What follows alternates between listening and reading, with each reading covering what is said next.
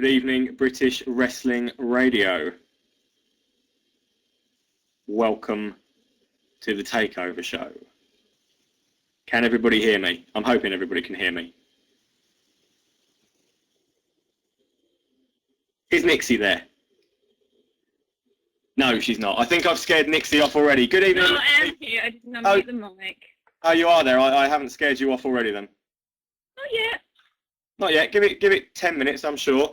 For those of you who don't know and are missing where Dino is this evening, my name is Harvey Dale. For a very good cause, a few months ago when Dean did the 24-hour show, they silly decision was to stick on eBay a chance to be the guest host and presenter of British Wrestling Radio for the evening. And unfortunately for Nixy and for a lot of other people, I was the highest bidder.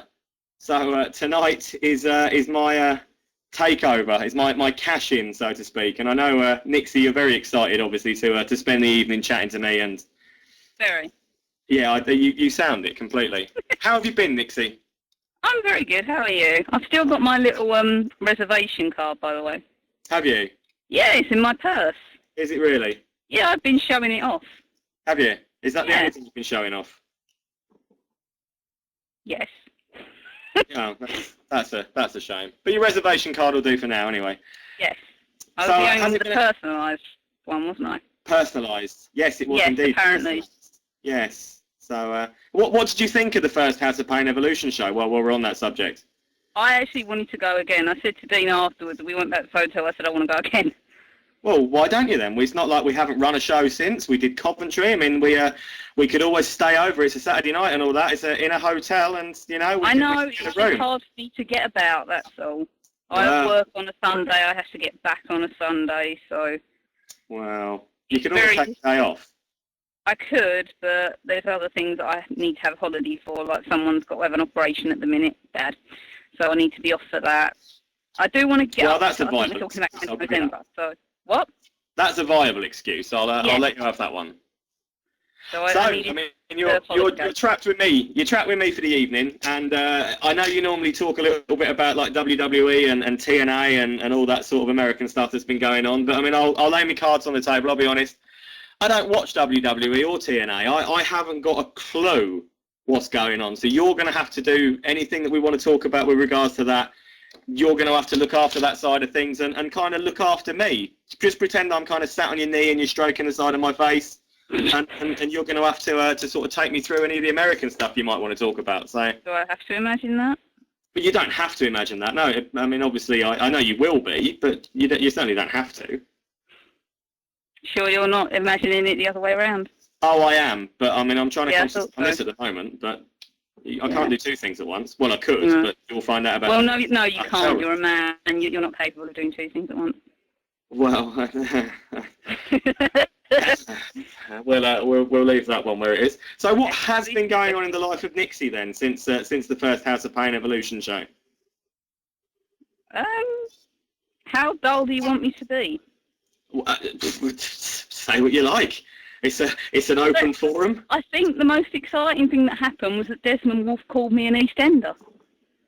Desmond Wolfe. That's Nigel McGuinness. I'm sorry. I'm sorry. My mate Nigel. Yeah. Do you know what Nigel called me?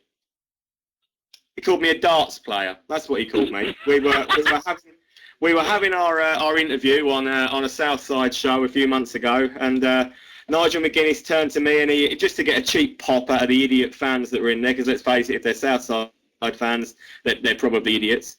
And he turned to me and he called me a darts player. I think it was something to do with my wonderful tassel shirt that I was wearing. Tassel shirt is wonderful. Just a cheap put down really, but that's Nigel all over. So I was going to bleed on him, but I just didn't have time. He ran away too quickly. So. Oh, be careful. Well, very sensitive about the subject. He is. I mean, I've seen Nigel McGuinness cry. So, I mean, obviously it was on TV. It wasn't in real life. He didn't cry. He nearly made me cry, but I haven't seen him cry in real life. But I haven't seen you cry. You never see me cry. Well, you could. I mean, if you're into that, I'm flexible. I can do what you like, really. Okay. How flexible are you? Well, again, I said if we get that hotel room, you'll find out. Oh, okay. I'll have to arrange that. We certainly will, yeah. So the next time I'm in Coventry, because that's a good one to stay over in. Next time we're in Coventry is October the 5th. In fact, I'm going to give you an exclusive match announcement for that tonight as well, for what will be the fourth. I'll tell you now, I can't go to that. Excuses. You want to know why? I'm going to Belgium next day. The next day? Yeah. Well, that's not that day then, is it? You can get on a plane hungover. I've done it many times. I've got to be with stupid o'clock. Right, go straight from the bar. I've also done that before. Okay. You can probably cope on not a lot of sleep. I'm very mean when I haven't been asleep. I can't imagine you being mean. Well, you might want to ask Dean what happened while we were watching a certain pay-per-view the day of House of Pain Evo. When I was tired. Are you feisty? That's what I'd call it. Feisty. No, he kept talking to me and I kept falling asleep. Right. So you're either insinuating that you're not good with no sleep or that Dino's very boring. I'm not bored with no sleep. Right. I'm glad you went with that one because Dean's a personal friend of mine. I find him very entertaining. Yeah. Well, I spot up with him every week. Sorry, I get the pleasure of his company every week. Exactly. It is a pleasure. I mean, that man did 24 hours live on the radio, and not for the first time either. No. And he was interesting for the entire time. I did 20. You did, well, come on, that's debatable. We know that you were asleep for at least some of it. I think I went about 3 o'clock. I think I was back about 8 o'clock. I think that's debatable. Debatable. Oh, it's not. We'll debate it in the hotel room. We certainly will, yeah. I definitely look forward to that. But what should we talk about? Should we go straight in with some wrestling? I mean, what's been happening in WWE? I mean, the last time I watched it, Jake the Snake Roberts was the top heel. So, bloody hell, how old are you? Well, exactly, yeah. I'm not going to tell you how old I am. I might put you off. But what's been going on? I hear John Cena's injured. Yes, he is. Sorry, yes. You don't like John Cena, do you? No. Why? What's not to like about John Cena? Don't start me, I should say, because this lot have felt my wrath before. No, come on. I'm asking you. What's not to like about John Cena? He's an idiot. How is he an idiot? Hardest working man in that company. Oh no, I'm not going to say that because that's a bit 18 plus. Well, it's apparently an open forum. I was told when I signed up for this, so you can say what you like. I can't say that because that's for not to come out of my mouth. It's completely unladylike. Yeah, I'm not going to repeat what my brain just said. I just can't get on with him. He's portrayed as being something he isn't. He's not as great as everybody says. He's got 5 moves. He's not my sort of person, put it that way. Not your sort of person or not your sort of wrestler? Not my sort of wrestler. Not your sort of wrestler. Actually. As a person, he's actually one of the nicest, and the guy can't do enough for you. He's the one who'll stand out there and he'll make sure that every fan who's out there's had their autograph signed. It doesn't matter if he's in a rush. It doesn't matter if it's raining. He will stand there and he will sign things until every single one of those kids has got signed what they wanted to do. You have a guy like CM Punk walk past you, and he's not interested in signing one. He puts his head down, doesn't even acknowledge people. I disagree with that because I have actually heard reports that Cena didn't acknowledge people in the past. Really? Recently, I read something about it. Yeah. Oh, well, the couple of times that I've come across him, he's been very, very giving. Been across him a couple of times. I've come across him a couple of times at obviously hotels and things like that over the years. Okay. Not literally come across him. No. I mean, I wasn't insinuating that. So get your mind out of the gutter, young lady. That's not where I wasn't insinuating that. Well, that was what you straight away thought, I can tell. It was not.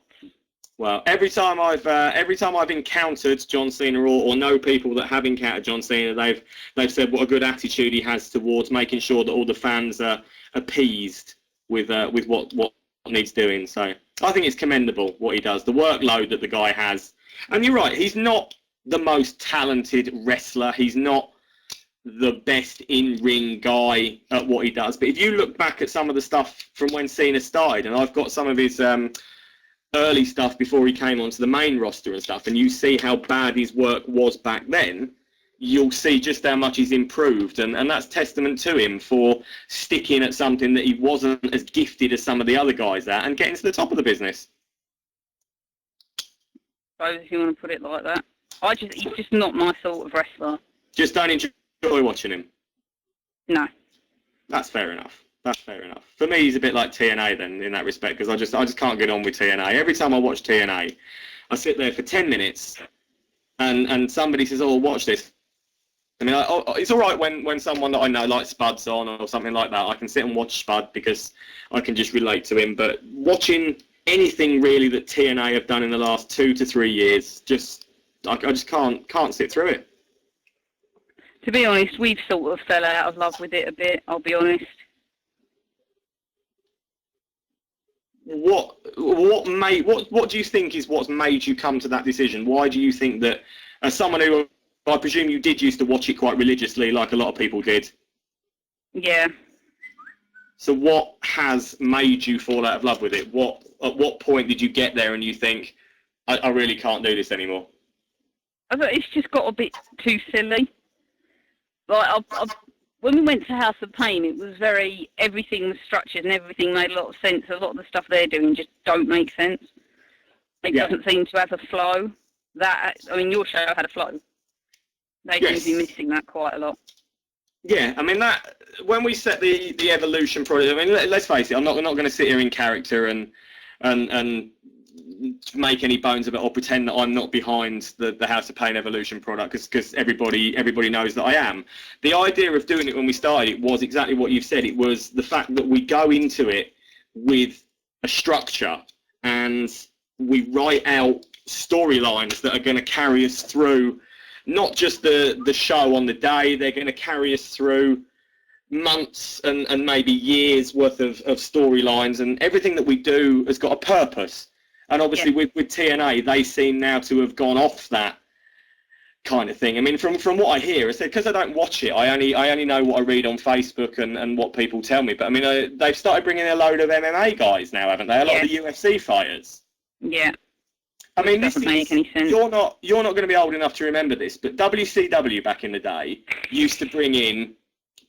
Is WCW still a touchy subject with you as well, is it? I still hate WCW. You still hate WCW. Well, WCW basically went through this phase where they thought to themselves, it worked a few times. You bring in a big celebrity and there's a lot of fanfare around it, and people want to see this celebrity and let them have a bit to do with wrestling. But they brought in the fellow that Courtney Cox married, David Arquette. Oh, yeah, that one. And David Arquette ended up winning the WCW heavyweight title. And it was just, as a wrestling fan, you sit there and you think, why would I buy into this? Why would I believe ever that David Arquette should be the champion? And it just kind of made a mockery of it. And WCW from then, for me, was a downward spiral. And they concentrated a lot. They had big storylines with Jay Leno, the American chat show host. Dennis Rodman, people like that they were bringing in. They were centering their main events and their big storylines around these celebs, and it wasn't wrestling. And then the wrestling audience turned off, and that is what was the downfall of WCW to begin with. That was where, for me, it all started to go wrong. And with TNA investing all this money, it sounds, in these MMA guys and these UFC fighters, they're for me, they're taking away from what it should be, and that's a wrestling product with trained wrestling guys. Yeah. Hello, British wrestling public around the world, wherever you may be listening from. We're back. I apologise for the technical issues. As I said, I will now forever change my name to Technical Issues, because I'm sure it was my fault. Whoever was calling in, I believe that we now have sorted the issue. So if you do want to call back, you should be able to get through to us and take it from there. So, Nixy, where did we get to? Aside from the hotel room conversation, where did we get to? We can talk about the hotel room some more if you like, but I just think it'll shatter your illusion if we talk too much about it. It's always the anticipation. It is always like, much worse than the actual act. So I know. Well, perhaps, yeah. I don't know. we were talking about myself and Adam Curtis in a hotel room, weren't we? I mean, what would you think if you were trapped in a hotel room with me and Adam Curtis? I don't really know Adam Curtis well enough. Oh, you'd like Adam Curtis. I've only seen him once or twice. He's very, very sensible. Oh, he's been in here a couple of times, I think, actually. We got on. Yes, that's Adam. I mean, he's a very good man. He talks an awful lot of sense. His opinions are very similar to my own, so definitely going to be a sensible chap. Chap. Bloody hell, you are old. Hush, woman. There's no need for name calling. Okay, then. So we've covered John Cena, we've covered WCW. What? Come on, bad things always come in threes. What's your other pet hate? If you hate John Cena and you hate WCW, what's your other pet hate? Models in wrestling. The models in wrestling, as in Joey Hayes and Danny Hope? No, models in wrestling. Companies using catalogue models instead of actual female wrestlers who are competent. That pisses me off.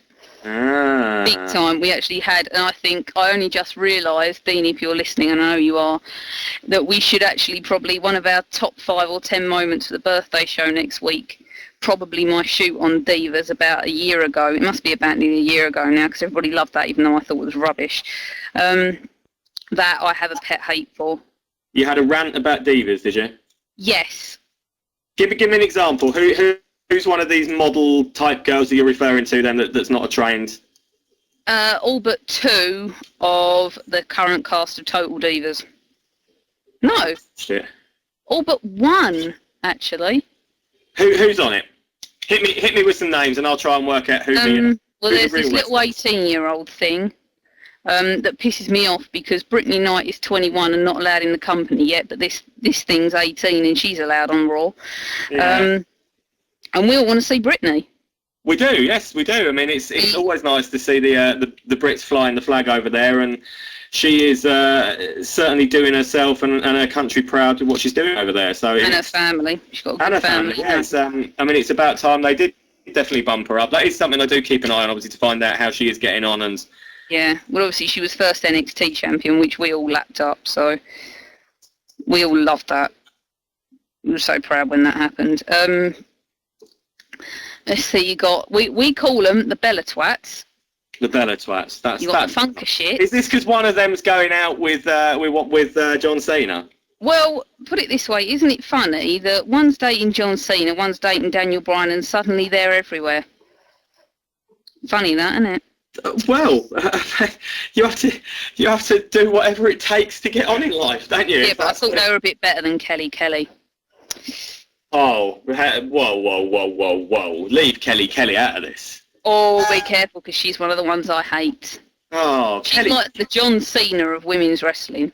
Now, again, I mean, I would like to spend an evening locked in a hotel room with Kelly, talking about wrestling, obviously. Oh. I'm sure we probably know as much about wrestling as each other, so especially American wrestling. Yes, probably. Yeah. Next, you'll be telling me you didn't like Stacy Keibler. Well, she couldn't really wrestle, could she? Well, but she had legs that come up to here. And for those of you that obviously can't see me because it's a radio and not TV, which is what I've got a face for, my hand is well extended above my head. Unfortunately, my legs are never going to be that long. Well, we can put it to the test. Well, she's like 5'8", I'm 5'2". There's no competition. She's taller than 5'8", surely. I think she probably is. I think she's probably about 6 foot, but yeah. We're all the same height laying down. Except for me. I'm a couple of inches taller than most people when I lay down. Okay then. Most people, not all people. Okay then. Yeah. What was I saying? Yeah, so they've got the Twats, the Funker shits. These other 2, one red-headed thing, this young thing, and Natalia. Oh, the real wrestler, I presume. Yeah. Right. I was wondering when we'd get to one that you were actually considering to be a real wrestler. So Natalia's the real wrestler, obviously, having trained under her sort of family dungeon. Family Dungeon in Calgary, obviously. So the rest of them you would just consider to be models and not. Yeah, they're just all idiots. I'm sorry, I'll be really frank with it. They're just all useless, senseless. No. So you're not necessarily like, a fan of the way that they portray women's wrestling in WWE. Yeah, because they can't. But was it not said about AJ when she first came in that she wasn't a real wrestler? And I think she is. Yeah, that's what I was getting at. I mean, she's kind of proved everybody wrong. When she came in and everyone, oh, she's not a real wrestler. She's only there because of the way she looks. But she actually went around the US indie circuit before she even got to WA. Exactly. She's been in the indie circuit. She actually had the training from Jay Lethal, who's just been to the South Side, I think, hasn't he? He has, yeah. Very, very nice chap as well. Very, very nice guy. Seems really sweet. He comes across as being a real sweetie. Certain other person on this conversation actually has a picture with him. Yeah. Dean? Yep. Got a picky with Lethal. He did, yes. Bless him. He trained her. Yeah. So, she's at the minute is just, I think, proving everybody. I mean, we used to joke in here that the Divas matches were piss breaks. Yeah. And then she comes on, and I don't know if you've seen it. I don't know if you saw the promo she did last week. I didn't. I haven't seen it, no. I have heard a lot of stuff about it, but I mean, to be honest, I was... Because I don't watch it and follow the product. A lot of people went on a few weeks ago about, or it might have been a month or so ago now, about a promo that Mark Henry did, where he burst into tears. So I watched it. Oh yeah, when he borrowed Vince's jacket. Yeah, so I mean, I sought it out and I sat through it and I watched it, and it just, because I'm so anti Mark Henry and always have been, I've just never found anything they've done with him entertaining since the day he came in. I just couldn't. Because everybody said. Oh, come on.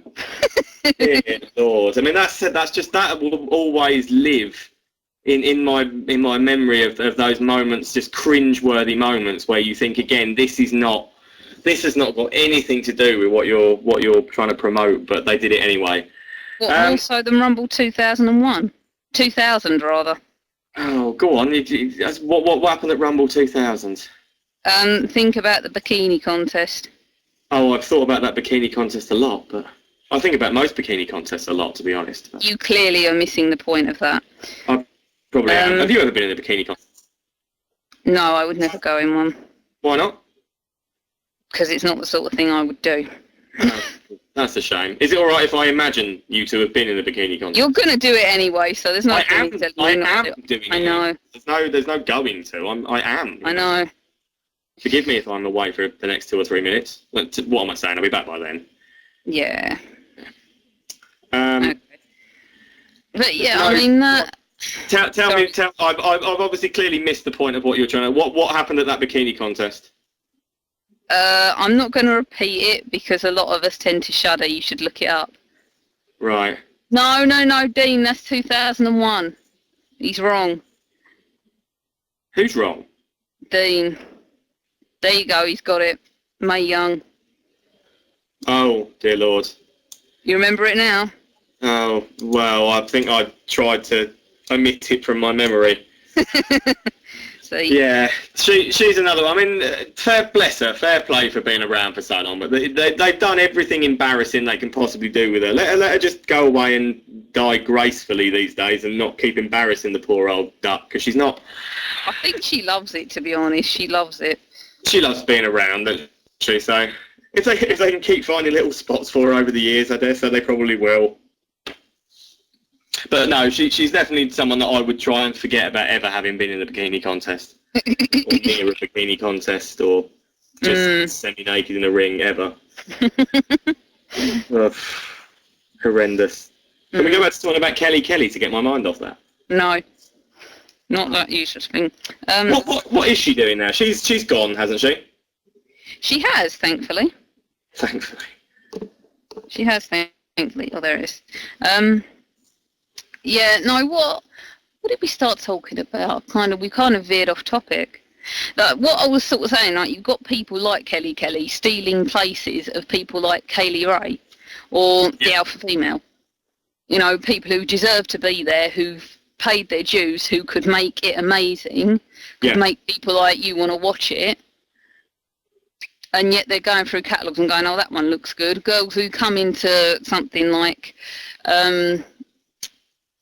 Tough Enough and say, oh, my favourite match was Michelle What's-Her-Face versus the Rihanna wannabe. You're really not a fan of half of these girls, are you? No, because I just think they're unnecessary. You've got someone like AJ, done everything, is amazing, looks amazing, can actually perform a match and make you believe everything she does, who's loved no matter whether she's a heel or a face, and then you've got that lot who are just piss breaks. Oh, completely. I mean, I think that as soon as they do bump Rhea up on what's she working as, Paige, isn't she? Yeah. As soon as they bump Paige up onto the main roster, obviously, I mean, there's things that her and AJ could probably bring to the table together that would obviously give you a different dimension, a different dynamic to that division. So, I mean, I think it's only a matter of time before they realise that, and having sort of instilled some faith in her, and it's not only her, obviously, on NXT, because the Brit guys had the tag belts as well, didn't they? What ones were there? It wasn't bloody Pac. Sorry, I can't call him Adrian Neville. Do not ask me to call him Adrian Neville. I just can't. We can just refer to him as Ben because that's his name. But it was Ben and Joel Redman were the first tag team champions on NXT, were they not? Okay. Before Joel got injured. I'm not too sure on that. I believe that's what someone had told me. So it seems like the Brits out there on NXT are giving really good accounts of themselves, and it's not going to be long, obviously. The NXT sounds to me like it's the most entertaining of the WWE shows at the moment. Mm-hmm. That certainly seems to be the general feedback going through Facebook whenever I go through it, and people are talking about any of the shows and what's happened. The buzz around NXT seems a lot more than Raw most weeks. And obviously, if the Brit guys that are on NXT are leading the way, it's not going to be long before WWE cotton onto this and bump them all up for the main roster. Would hope so. I mean, Sammy Callahan's just gone to WWE as well, hasn't he? He's turned up on NXT now. Yeah. I mean, you would hope that they'd see talent over shine. You know, over the glitz and the glamour of saying that this is a poster boy, but these ones got the real talent. Yeah. You would hope, but I think we're still a long way off that. But I mean, for me, the company standpoint with WWE and the politics and stuff around it still seem to be that if you're going to get on in that company, you have to suffer a really bad gimmick first. Because they'll bump you onto the roster and make you do this really bad gimmick before they will then give you a chance to actually do what you're good at. I mean, let's take a guy like Ziggler as a classic example. Nicky! Yeah, or even back in the day with Triple H. I mean, they gave Triple H Hunter Hearst Helmsley, this ridiculous posh gimmick, and they said, this is what you've got to do to see if you've got the stamina to do this schedule and do everything and run with it before they let him become the game and morph in. And obviously with Ziggler, they did the Nicky thing, with the Spirit Squad. And I mean, it was ridiculous to ask a guy to go out there, a guy who's a legitimately trained, very good, very talented worker, and they've said to him, what we're going to do is we're going to make you a male cheerleader. But to be fair, I can't watch that Titantron without smiling. If I'm depressed, I go to YouTube and look at that Titantron. It still makes me smile. I just go there. It's just brilliant. And he wasn't even the one through that lot, though, the male cheerleaders, that they were really... I think that he was only sort of bunged in that as an afterthought, because it was Kenny was the one that they sort of said, this is the guy that's going to make it. This is the one of these five that's going to go on and make something of himself. So the other four were just kind of grouped in, I think, just to make up the numbers, so to speak, at the time. Yeah. So to have come through a gimmick like that, and then be in the position and have got himself to the spot that he's got now, the guy's done phenomenally well. Yep, very true. Amazing what a bleached head does for you. Well, it certainly is. I went through back when it was cool, back in the mid to late 90s. I indeed bleached my hair blonde for a while. We've got someone on here who also still does it. Leave him And alone. look, no, to be fair, he got himself in a wrestling show with his bleached head. Yes, he certainly did. I'm going to be picking the DVD of that up to see. I think it was about 90 seconds he was in for or something, wasn't it? Still, so I don't quite remember. It was 3 minutes 23 seconds. Well, that's not bad. I mean, to be honest, my longest Rumble appearance has been less than that. I think I lasted about 2 minutes in the Leicester Rumble when I then got tackled by Rob Maltman, which was an experience, if you can call it a tackle. It was different. This is testament to why you shouldn't put two guys like me and Rob Maltman in a wrestling ring, because it was horrendous. It was a car crash. It was a complete car crash. But we got through it. I've been in 3 Rumbles. 3, 4? 3 or 4 too many, I'm sure. I think you should come and debut in a Rumble at some point, Miss Nixy. It appears as though I've lost Nixy. She may have fallen asleep. Are you there? No, my signal dies out once or twice a time, and I vanish for a few seconds. Vanish for is that what you call it? Is that what happens during the 24-hour show for about 8 to 10 hours? I was not gone for 8 to 10 hours. Your signal had dropped out, had it? You coin it any way you want. If that's what you want to say it was, it does it every week. My signal from my Wi-Fi dies for a few seconds. And then all we hear from your microphone is snoring. I have not been snoring. Well, apparently you haven't been asleep, so there's at least one lie in there somewhere. No, I'm all right today. You're all right today. Have you been gearing up for this for the last 2 or 3 weeks, knowing full well that you had to spend a couple of hours talking to me? Yeah. Bless you. Yeah. Dean did let me into a secret. He did say that you were absolutely petrified. I mean, what does he think that I can do to you across Skype? I mean, what I could do to you in that, let's not go there, but I mean, across Skype, you're perfectly safe. True. Sort of. Really, maybe. Sort of. Maybe. Yeah.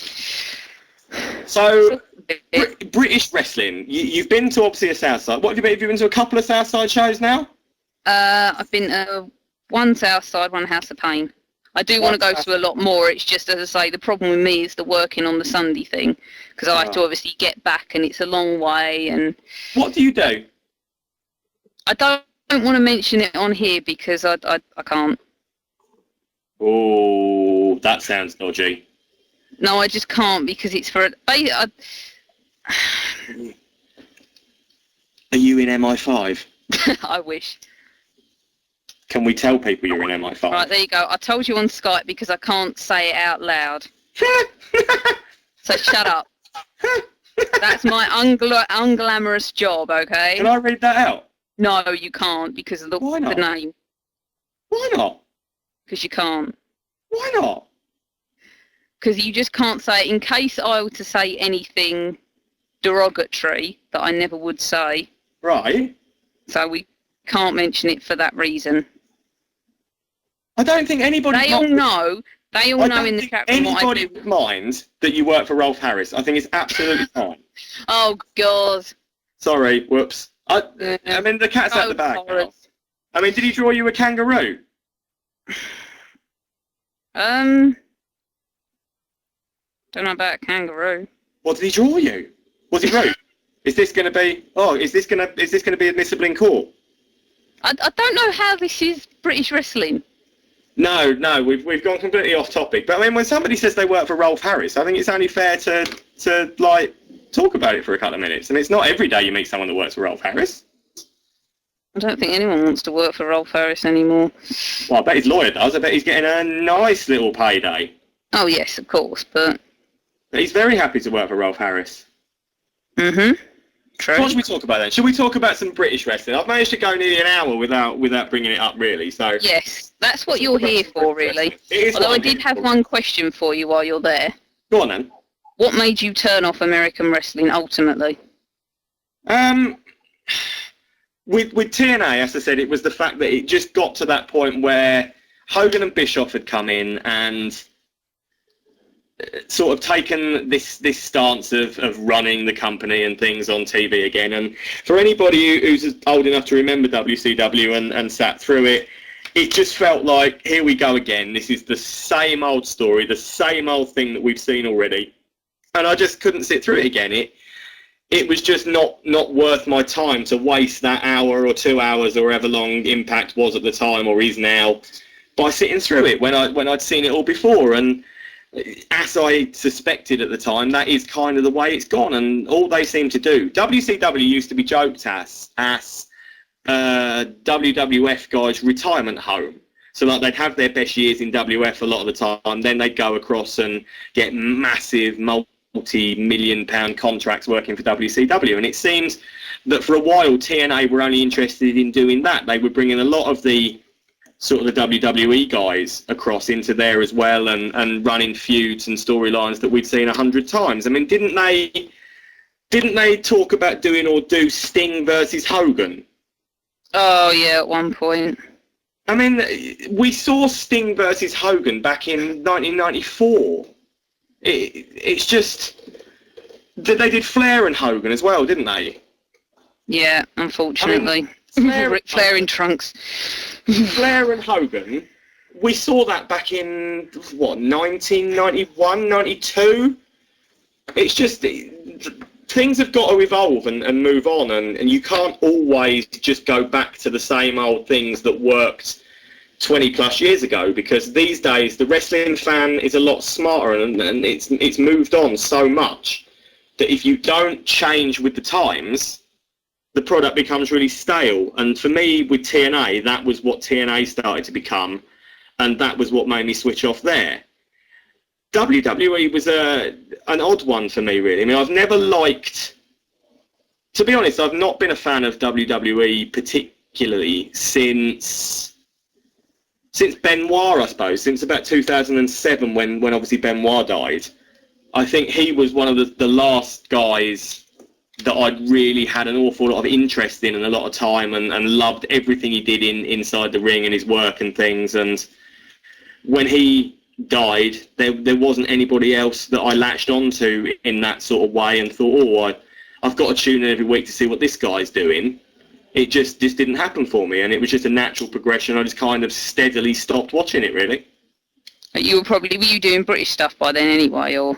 No, not at all. I mean, I used to go to a few British shows. I mean, I went through, it's like a swear word in British wrestling these days, but I went to a few 1PW shows and some FWA shows and things like that, and liked what I saw and was really enjoying it. But no, I mean, it wasn't that I fell out of love with American stuff purely for the British scene. It was just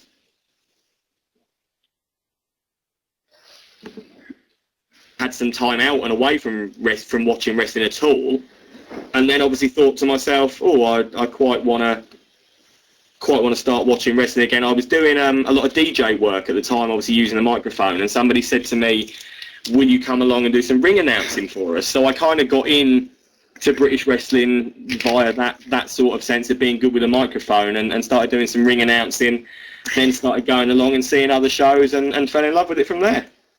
Yeah, that was good. But that was going to be my next question: was how did you get into the British scene at all? Because I know you used to, at one point, you used to sell the DVDs, and then you got into it. I know through that, but yeah, you almost got a bit of a fairy tale story in a way. It's quite funny.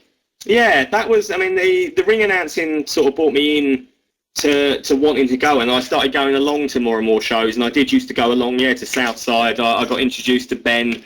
Who obviously was doing show. I just moved up to Nottingham. Ben was doing his shows in Nottingham for Southside, and we got talking, and obviously he said, do you want to come and do your merchandise stand and things down here? And I did that obviously at Southside for a while, and got quite close with Ben in a friendship way.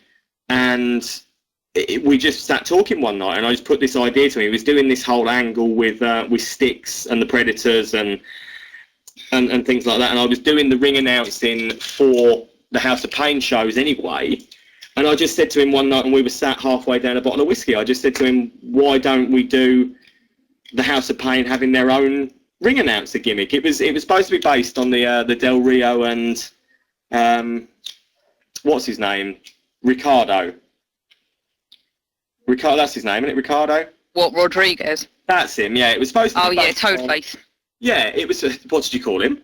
Toadface. Toadface? I think he's got a face like a toad. Well, I got that from Toadface. I'm not saying I agree with you, but I got what you were saying from that. Yeah, it was kind of supposed to be that type of character to begin with, was that I would just solely be the ring announcer. And then the more we talked about it and the more we sat down and worked on ideas for it and things like that, it was like, well, why don't you stay at ringside and why don't you sort of do a manager gimmick to it as well and add that in? So we added that in, and the first couple of shows I did it on, it got over massively, and the heat I got from the Southside crowd was good and big. And for me, it's been a learning curve with the manager gimmick since then. I kind of took to it quite quickly, and it was a lot of success and praise in a very short space of time. And it was probably too much, if I'm honest, in such a short space of time, because it got me to the point where I thought I then knew how to do it, and I missed a couple of cues in a couple of matches. I think if you watch back on one of the Southside DVDs, there's a couple of points in when I certainly sit back and look at them that I was supposed to be doing things, and I was too busy concentrating on the crowd side of things, and I was detracting from what was going on in the ring. So it was a learning curve as we went along to do it, but it's something that I really enjoy and I really like doing. So and you do it every week, didn't you? So I think pretty much religiously every week. I'm not sure, but yeah, I mean, with the manager gimmick, I said the amount of bookings and different shows that I've been on with it already, in only having really done the manager gimmick for just over a year now, is phenomenal, really. I can't fault the interest there's been in it, but I just, whenever sort of promoters contact me about booking and bringing the character in, I always say to them, bear in mind that obviously I'm still learning with it as well, and I try to sort of say to them, this is what I do best. Is this what you've got in mind? And if they say, oh, well, I was thinking along the line, if it doesn't make sense with what they're asking me to do, I have turned bookings down and things in the past and said, well, I don't think that that's going to be of any benefit, A, to your show, or B, to me as a character for doing it. And sometimes you have to kind of take a step back and look at, it's all very nice getting on shows and getting bookings, but a big thing for me, for anyone who follows my Facebook, will see that I'm not a fan of these, as I refer to them a lot of the time, as shit-arse shows. Where we've got, yeah, I mean, I think anybody who's listening knows where I'm headed with this. It's one of these shows where it's run by a 16, 17-year-old kid, spotty kid who's backyarded with his mate since he was 10. And they want to go and play wrestling. They've never been to a training school. They've not got any real knowledge of how to put a product together or anything like that. But what they do is they get their mate to knock a poster up on paint, calling themselves professional wrestlers, and they all put some face paint on and get some pleathers, and they all go and put this show together and stuff, book all their mates and don't pay them. And it's this sort of thing. So when you get contacted by a promoter who, in my opinion, is a shit-ass promoter who hasn't got a clue about what he's doing, he doesn't benefit the British scene in any way, you have to sometimes take a step back and look at the show, see if it's going to benefit you as a character or as a wrestler by going and doing it, or if you're literally just doing it for the sake of saying, I'm on another show, I'm working for this promotion as well now. A lot of the time, certainly with the guys that we're using for Hope, I've been contacted by a lot of guys looking for work, and I always ask them where they've worked, and if 2 or 3 of these promotions that are the absolute drizzling shits ever appear on these guys' lists of promotions they say that they work for, I straight away pull them up on it and say, do you still work for this company? If they say yes, I ask why, and I ask them to tell me what they think is beneficial by working for this company. And if they can't turn around and give me an answer, then they're not right for my product, because anybody who's in wrestling has to know what they want to get out of it the other end. They have to have an idea of why they're doing something. There's nothing worse in wrestling than just doing something for the sake of it. There has to be a goal to achieve at the end of, like with any story, any character, or anything you do in a match, it has to be structured so that you're moving, what you're doing is moving forward to the next point. If there's no end point in sight, and it's just, as I said, done for the sake of it, then don't do it. So I said there's a lot of, obviously I've turned bookings down because of, I don't want to go and get into that sort of situation where I'm one of these guys working for companies who haven't got a clue where the structure is or where you should be going. And the same goes with my promoter hat on. When people message me looking for work, if you are going to message me looking for work, I said, and you've been listening to this, have an idea of what you could bring to the table. Don't just message me saying, I work for X promotion. I'll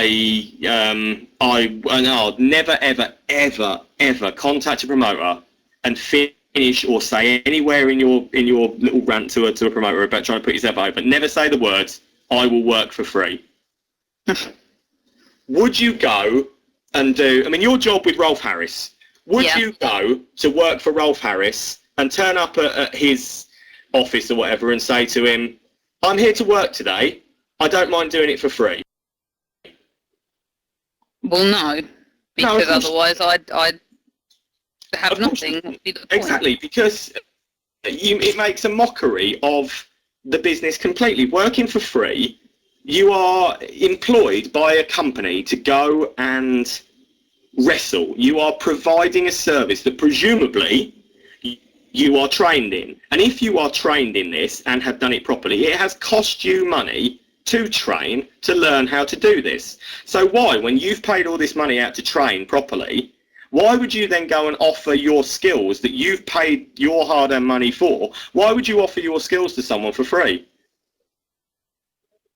You wouldn't want to. No, you wouldn't. I said it's just, but you would be surprised the amount of people that do put in their little things that they send out to promoters. They do put, I don't mind working for free. And the second I read that, they don't even get a reply. There's just no point in replying to someone. Anybody who's willing to value themselves at nothing can offer nothing to your product.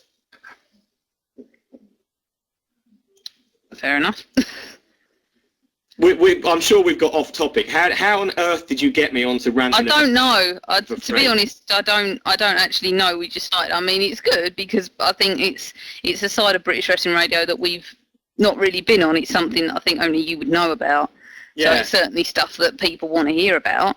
Yeah, it is. It's just one of those. It grates on me, a bit like John Cena does on you. It just grates on me that these people, and they do get away with it in British wrestling because there is no governing body. It's not a sport. There's no way of us policing who can and who can't run shows and who can and who can't work on shows, etc., etc. There's no way of policing it at all. So anybody with Photoshop or paint on their computer can knock a poster up, take it to a print shop, get it printed, hire a ring, and put on what they call a wrestling show. Anybody can do it. So until we can get out of the dark ages, so the days when this rules our society in wrestling at the moment in this country, we're just not going to be able to get back to the good old days. And I say the good old days, but you look at a lot of the guys who, I mean, again, you're going to be far too young to remember any of this, and even I'm far too young to remember a lot of it, but you speak of the wrestling product back in World of Sport, and the actual wrestling side of it, a lot of the time wasn't that good. It was the characterization and the gimmicks and the things. I mean, the two that everybody always names of. Name two old World of Sport British wrestlers. Any two. First two that come into your head. I know British Bulldog did it. That wasn't where I was going. I was thinking a little bit. No, I know, but it's really, I know it's very before my time. Dean knows more about this. You might want to. The two names that anybody will roll off their tongue are Giant Haystacks and Big Daddy. And their actual in-ring work was terrible. It was absolutely awful. But this is what we refer to as the good old days. And now I think we are in a position in this country where we actually now have a more talented bunch of top guys than we have ever had before. And we need to get these guys noticed and seen. I mean, I'm a huge fan. I've obviously invested a lot of time and money into doing the Evolution product and stuff. I'm a huge fan of both Mark Haskins and Chris Travis. And for me, these two guys, I could sit here and name 50 guys probably that I think are absolutely superb and phenomenal in this country. But I mean, guys like Mark Haskins, he's been over to TNA, he's done the Japanese thing, he's been over and done tours of Japan and things like that. He's now settled his base back in the UK, back at home, and he's doing the indie scene in the UK. And a guy like Mark Haskins, who's got all this worldly experience, is invaluable to our scene. And it's guys like this, but we've got more than just Mark Haskins. We've got a whole bunch of potential Mark Haskinses in this country now. All we need to do is hammer home to people that these guys are worth watching on a regular basis. But how do we do that? We could, with no sort of... It's not noticed enough, the British scene, I don't think. I think there'd be a lot more people going if it probably was televised. Yeah. And it's a shame it's not. I mean, people like me who, all right, it's on a Saturday but might have to get back for work on a Sunday. Sometimes there's shows on a Sunday. Kids are going to bed on a Sunday, go back for school. Parents probably can't come out to see it. It'd be nice if it was televised for the benefit of stuff like that. And I think it got a lot more notification, I think. It's a shame. I mean, one of the reasons why we're not televised over here is not because we haven't got the talent in this country. It's certainly not to that, but the production, obviously, I've heard figures thrown around of how much it costs to actually put the production level that they require to put something on TV in, and you're talking upwards of 50, 60,000 pounds before they'll even entertain the prospect. The idea. Yeah, of you putting this product onto the TV. And in this country at the moment, there's just not the company there that's got the money to do this, I suppose. Mm-mm. Hopefully one day. I mean, PCW. Have you seen any PCW DVDs or? I think Dean gave me some. I believe he gave me some. Yeah, I mean, you look back at their first show and the production was all right. It was a good standard, but it wasn't mind-blowing. But now, as they've gone on and they've got bigger, the production that they're putting out now is absolutely fantastic, and it's not going to be long before their production values probably are being noticed by the TV companies. And hopefully, fingers crossed, somebody sits there, picks it up and says, oh, this is a product that's giving us the production values we want. I mean, ICW obviously do it as well. They've got their sort of TV deal up in Scotland going.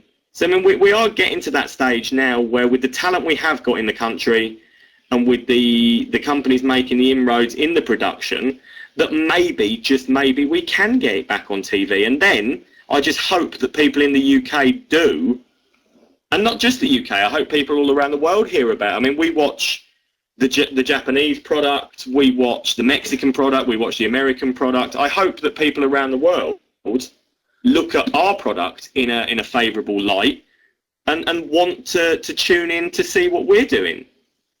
But at the moment, we're just not at that stage. Which is a shame for a lot of people. It is, yeah. I mean, there are some phenomenal shows. I mean, I know obviously from where you live, right down south, you probably never would get the chance to or have the time to travel to a product like NGW up in Hull. That? It's in Hull. Yeah. So it's a long old way for you. But for me, as a fan, purely when I was going around watching all the shows all the way around the UK and stuff and learning as well, and before we took the promoting side of things on, it was a case of I wanted to gather as much knowledge as I could get.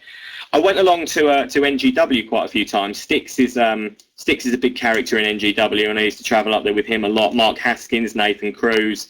So they've got sort of the top guys in the country working on these shows. And NGW, the way the guys that run it go about putting their shows together is phenomenal. And I sat there watching that and thought, this is as good and as well thought out as anything I've ever seen come out of America at any time. And we are getting to that stage where it is worth travelling a couple of hours out of people's way to go along and see shows. People will travel on a Saturday afternoon. People will travel. If you're a Man United fan, for instance, you probably live in Plymouth to start with, but let's pretend you're a Man United fan that actually lives in Manchester and you're playing at Southampton. Man United fans will drive from Manchester to Southampton just to watch an hour and a half's worth of football. Yet you put a wrestling show on that's 2 hours away. Like, I live in Nottingham, and say there are a lot of Nottingham-based wrestling fans, and PCW's 2 hours away. Wrestling fans' mentality in this country will be like, I can't travel for 2 hours to go and watch a wrestling show that's going to last you 3 to 4 hours, but they will travel 500 miles on a Saturday afternoon to go and watch a football match for an hour and a half. Can I be honest with you about one thing? When we come up to Nottingham to see House of Pain Evo, the entire cost of my train ticket, the ticket of the day, and possibly even the ticket for the hotel we had, all that money combined was cheaper than going to see WWE. Yeah. And that's the other thing that people don't understand as well. The second WWE come over, everybody rushes to get tickets, and I know Gavin's probably listening, isn't he? Because he's normally listening. Oh, Gavin Nazi loves it, doesn't he? Yeah, that's what I mean. I mean, Gavin... Import Duty. His new name, Import Duty. That's brilliant. Oh, dear Lord. Oh, that is fantastic. I mean, they've told me stories before about how they camp out to get tickets. And they will sleep outside the ticket office, the arena, all night long. And people do this just to get tickets to a WWE show. Whereas, I mean, as you say, the cost of the ticket alone is often a lot more expensive than you could have, and that's going to a show in your own town, somewhere that you don't even have to travel to a WWE show. You could get an entire day out and probably have a better time, a more enjoyable day by going to a British show. But until we can get people through the door and realise that we can provide this kind of thing, we're just going to be sort of filling arenas to 50 and 100 people in a lot of places. Yeah, but at least you've got 100 people that appreciate every single person that's competing. Yes, true. I mean, you could have a crowd, the American side can have a crowd of 20,000, say, at the O2. And the basis of it is, unfortunately, I'll be honest, the kids are only there to see John Cena. Yeah. So therefore, anybody else that comes on isn't really appreciated, unless it's by an adult like me or yourself who's seen them and not understands the talent behind it. Yeah. But if you go to a smaller place like you do, 100 people want to see everyone, love every single person, no matter what they're doing. Yeah. Even you. Even me, I know. Yeah. I still find it incredibly odd when kids bring their poster up from, say, a Southside show or something like that, and they're like, oh, will you sign my poster? And I'm like, why on earth would you want me to write on your poster? Go and put your poster on the wall. You don't need my fucking ridiculous signature on it. Do you have, like, a proper autograph signature yet, or...? A lot of people don't know. I don't know if you know. Do you know what my real name is? It's the opposite. You're like Bryan Danielson. I wish I was like Bryan Danielson. No, but I mean, like, you're just... Yes, my real name is Dale Harvey. So, obviously, to sign my regular signature would obviously be D Harvey. So, yeah, I have had to adapt it. So now I sign my surname like I do in real life. I sign the Harvey bit, and then I obviously just I sort of sign Dale underneath it. So, yeah, it's been a very odd experience, because the first couple, I'm sure I did used to sign my actual signature and then look at it and go, well, that's not going to make any sense, is it? No.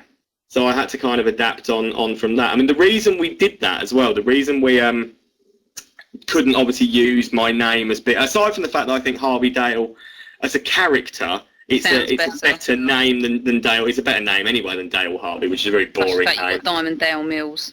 That was exactly why, because of the fact that at Southside, obviously bringing me in. I mean, it's not like it's even a common name.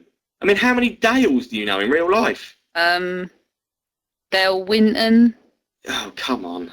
Smithy off the bill was called Dale. He was, yeah, Dale. He was. Walkinshaw, wasn't he? No, that's his name. His actual name was Dale Smith. Alex Walkinshaw. Oh, yes, Alex Walkinshaw is his real name. That's it, yes, Dale Smith, that was it. I used to watch The Bill. Oh, The Bill was brilliant. I was upset when they cancelled The Bill, because I really did used to enjoy that. But that's what I mean. There's not many Dales in real life that you would come across. It's not like Mark or John or Paul or something like that, is it? There's not many. So to find two who technically do the same sort of thing as ring announcers and stuff like that in one small environment was just insane. So we said, right, there's no way we can refer to me as Dale, so we're going to have to come up with something else. And not being the most imaginative of people at the time, obviously we said, it was probably something to do with the half a bottle of whiskey that myself and Ben Old had consumed. We said, let's use that. Let's use Harvey Dale, turn it round that way. And it kind of caught on from there. And it stuck. And it did. It stuck. The silly things we do. Yeah. Right, okay, I've got one more question for you as well before I forget it again. Go on then. How did you come across coming from talent to promoter? Say it again. How did you come from being talent to then upgrading yourself as promoter? I just wanted when you're doing like Evo.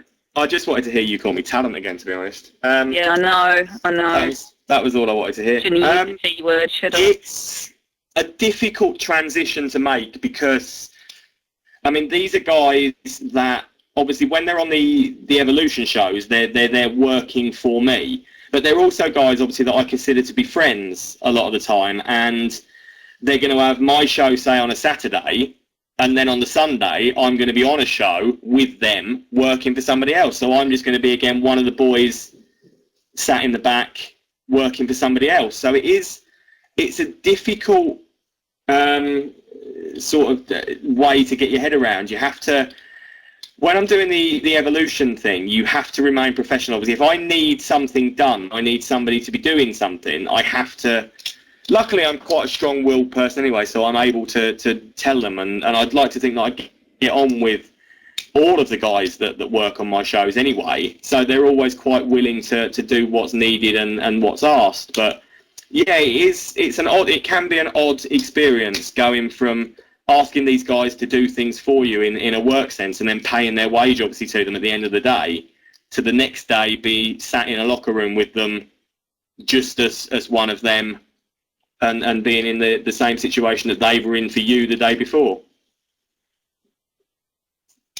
And what made you kind of start Evo? How did you get into that side of it? Like being did you come up with the idea or?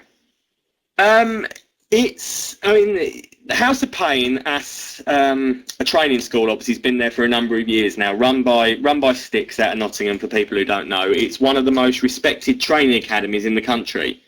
Certainly in my opinion, the best anywhere in the Midlands area at all. So obviously that had been going as a training school for a while, and back in 2010 they decided to start running academy shows for the students who were part of the school. So they did. And they grew and were very successful. And we started to see some real talent come through the academy that were getting independent bookings outside House of Pain then and making names for themselves, and new students were coming through. And we got to that point where we had a lot of students who had kind of, I'm not going to say outgrown the academy shows, because that's the wrong way of looking at them. The academy shows are there for everybody to develop, and using the guys like Joe Connors and Max Angelus and Danny Chase and Dave Andrews, LJ Heron, Jürgen Heimlich, these guys on the academy shows benefits the new guys coming through and helps them to learn and to get better. So it's not a case of necessarily outgrown the shows, because they will still do them to help other guys, but they've got to a level where they are superior to some of the guys that they're working on the Academy shows with. So he said, well, what's the next logical step? Where do we go from here? And obviously, House of Pain shortens to HOP. We technically are evolving what we're doing and moving on. So you add the E on, it becomes Hope. It just all kind of fell into place. We said, well, what we'll call it is we'll call it evolution, and we'll say it is the evolution of the training school, and we will start putting the top guys from the Academy through and getting them seen on a much bigger scale by mixing them in with the very best guys from the country. And someone said to me straight away, I think one of the first questions I got when we said it was, are you going to use imports? It was probably Gavin, to be honest. Probably. Not that Gavin's been to a single Hope show yet, because obviously we don't use imports, and he always makes some excuse as to why he's not coming. But someone said to me, are you going to use imports? And the first thing that I said was no, because for me, the whole idea of the project was to help build our own guys, and not just our own guys from the Academy, but also our own guys in general, as in the British guys. I want them to be the main focus. I don't want to put a picture of a guy like, let's use the guy who's been over recently, like Sabu, on a poster, and people come only to see Sabu. I want us to get to the stage where people see Joe Connors on a poster, and they go, I'm going to go and see this show because Joe Connors is on it. I'm going to go and see this show because Alex Gracie's on it. I'm going to go and see this show because Styx is on it, Max Angelus, Mark Haskins, Chris Travis. That is the vision, and that was what went through my head when we said, let's start this next step. Let's go with it from here. And that was the vision. So, I mean, obviously, we're only 2 shows in. We've got the 3rd one coming up on Sunday that I'm still going to give you another exclusive match announcement for. So it's very early days still at the moment. I know we've made a little bit of noise, and people are starting to take a little bit of notice, and the DVDs of the shows are selling very well, and especially considering they haven't got the imports on. And obviously the feedback from both the shows has been very positive so far. But I know, and I'm very realistic in our goals and our vision. I know that we've got a long way to go with this before we get anywhere near putting these guys solely on posters, and Joe Public, who likes wrestling, walks down the street, sees them and goes, I've got to go to this show because these guys are on. But I've gone into this as a long-term project. It's something that I've had a lot of thought and stuff put into over a long period of time, many years of sort of thinking about doing it eventually and going into it. And I'm fully prepared for how long it will take to get it to that level. Well, Rome wasn't built in a day. It wasn't, no. And the same with anything in life. You get out what you put in. And anyone who knows me well, anyone that's sort of been around me will probably tell the story. I haven't worked this hard at anything I've done in my life for many years. So, I mean, anybody who sort of sees how much effort and sort of the behind the scenes, how much hard work's going into this, will appreciate just how much I actually do want it and how determined I am to make it succeed. That's good. I think that's what the British they need. A lot of people who just, I mean, like you said, the kids who just kind of want to do it for the backyard side of it, but you really want to make a go of it, and I think that's commendable. Thank you very much. I mean, that's all that I want to hear, really, is that people are understanding, really, and supporting what it is that we're trying to do. I actually say Rome wasn't built in a day, and it's going to be a long, hard slog to change people's mentality and get people wanting to come purely because it's a British wrestling show, and it's a good British wrestling show because as you said, I mean, you obviously noticed the thought that had gone into building the storylines and the way the show flowed from start to finish.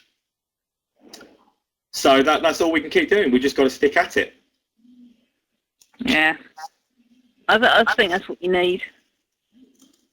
It's not, as well as that, it wasn't, there's some things like a lot of people are saying in terms of, sorry to compare it to America again, but like a lot of people think that restarting the corporation is kind of digging up old ground.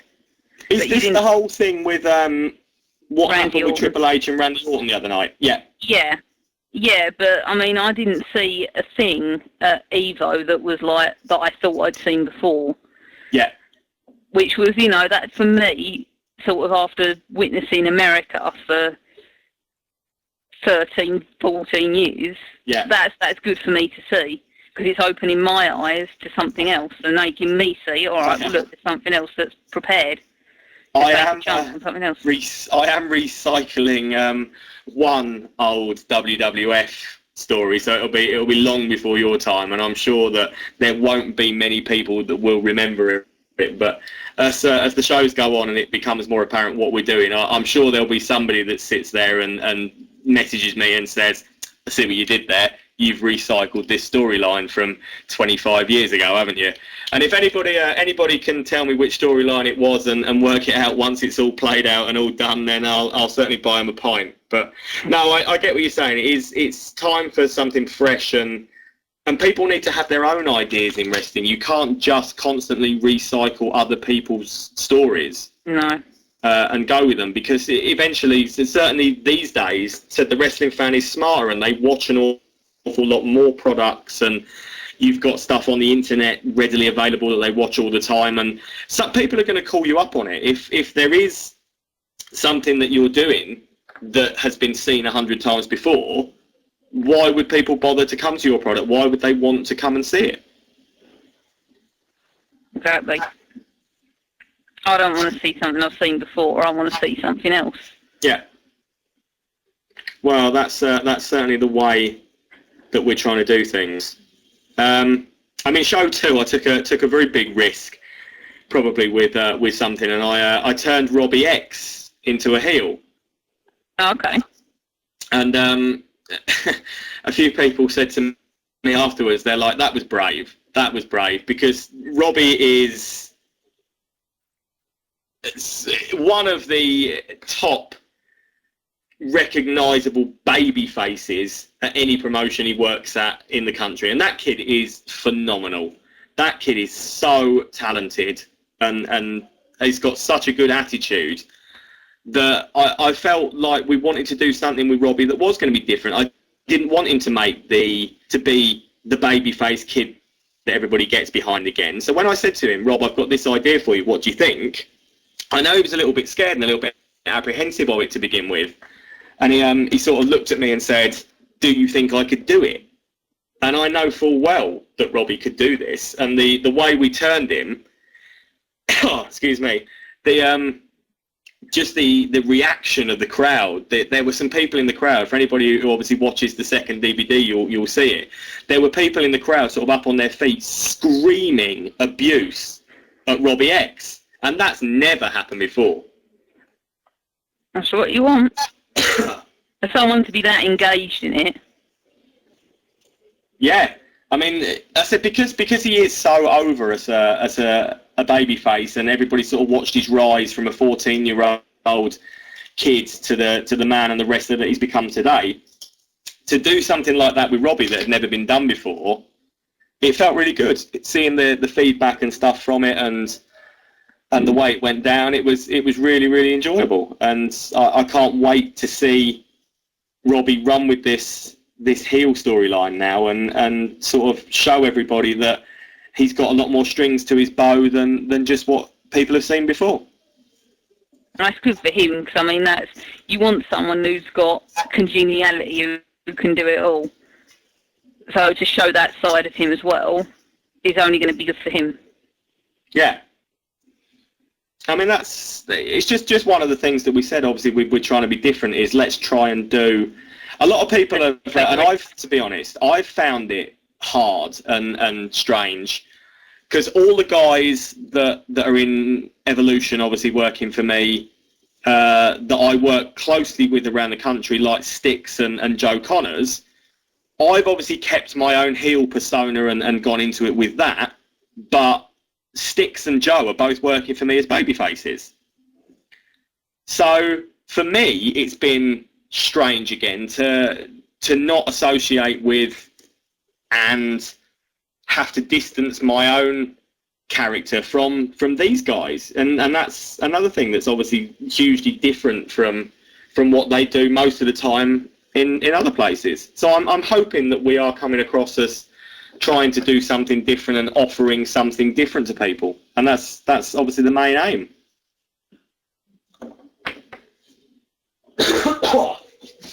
You all right? Yeah, I'm just dying quietly. My beer can's empty now, which is obviously why I've now got a very dry throat. So beer? I've only got water. Why? I'm surprised you didn't get heavily drunk before having to come on and talk to me, to be honest. I don't drink, do I? So. Oh no, you don't, do you? No, that's going to have to change. If we're gonna last, that's going to have to change. We're going to last. That's going to have We'll to change. see. The thing that we talked about once after I met you the first time never actually came to pass, did it? I didn't think we were telling anybody about that. Oh no, we're not. No, that's between me, you, and that wannabe. Right. Grade 2, and Dean. That wannabe grade 2, whose name we won't mention on air because we're House of Pain and not Southside. Exactly. Yeah, no, we won't mention that thing. Not that one. Not that one. Not that one. No. It's another conversation for the hotel room. Yeah. Nick Mason's just mentioned the name. We won't mention that again. Has he? Where are you seeing this? Where are people mentioning in our chat room. Nick Mason. And how do I see that? See, nobody told me I could see a chat room. Can you put him in our chat room, please? He's not in our chat room. Well, I didn't know there was a chat room working while I was doing this, did I?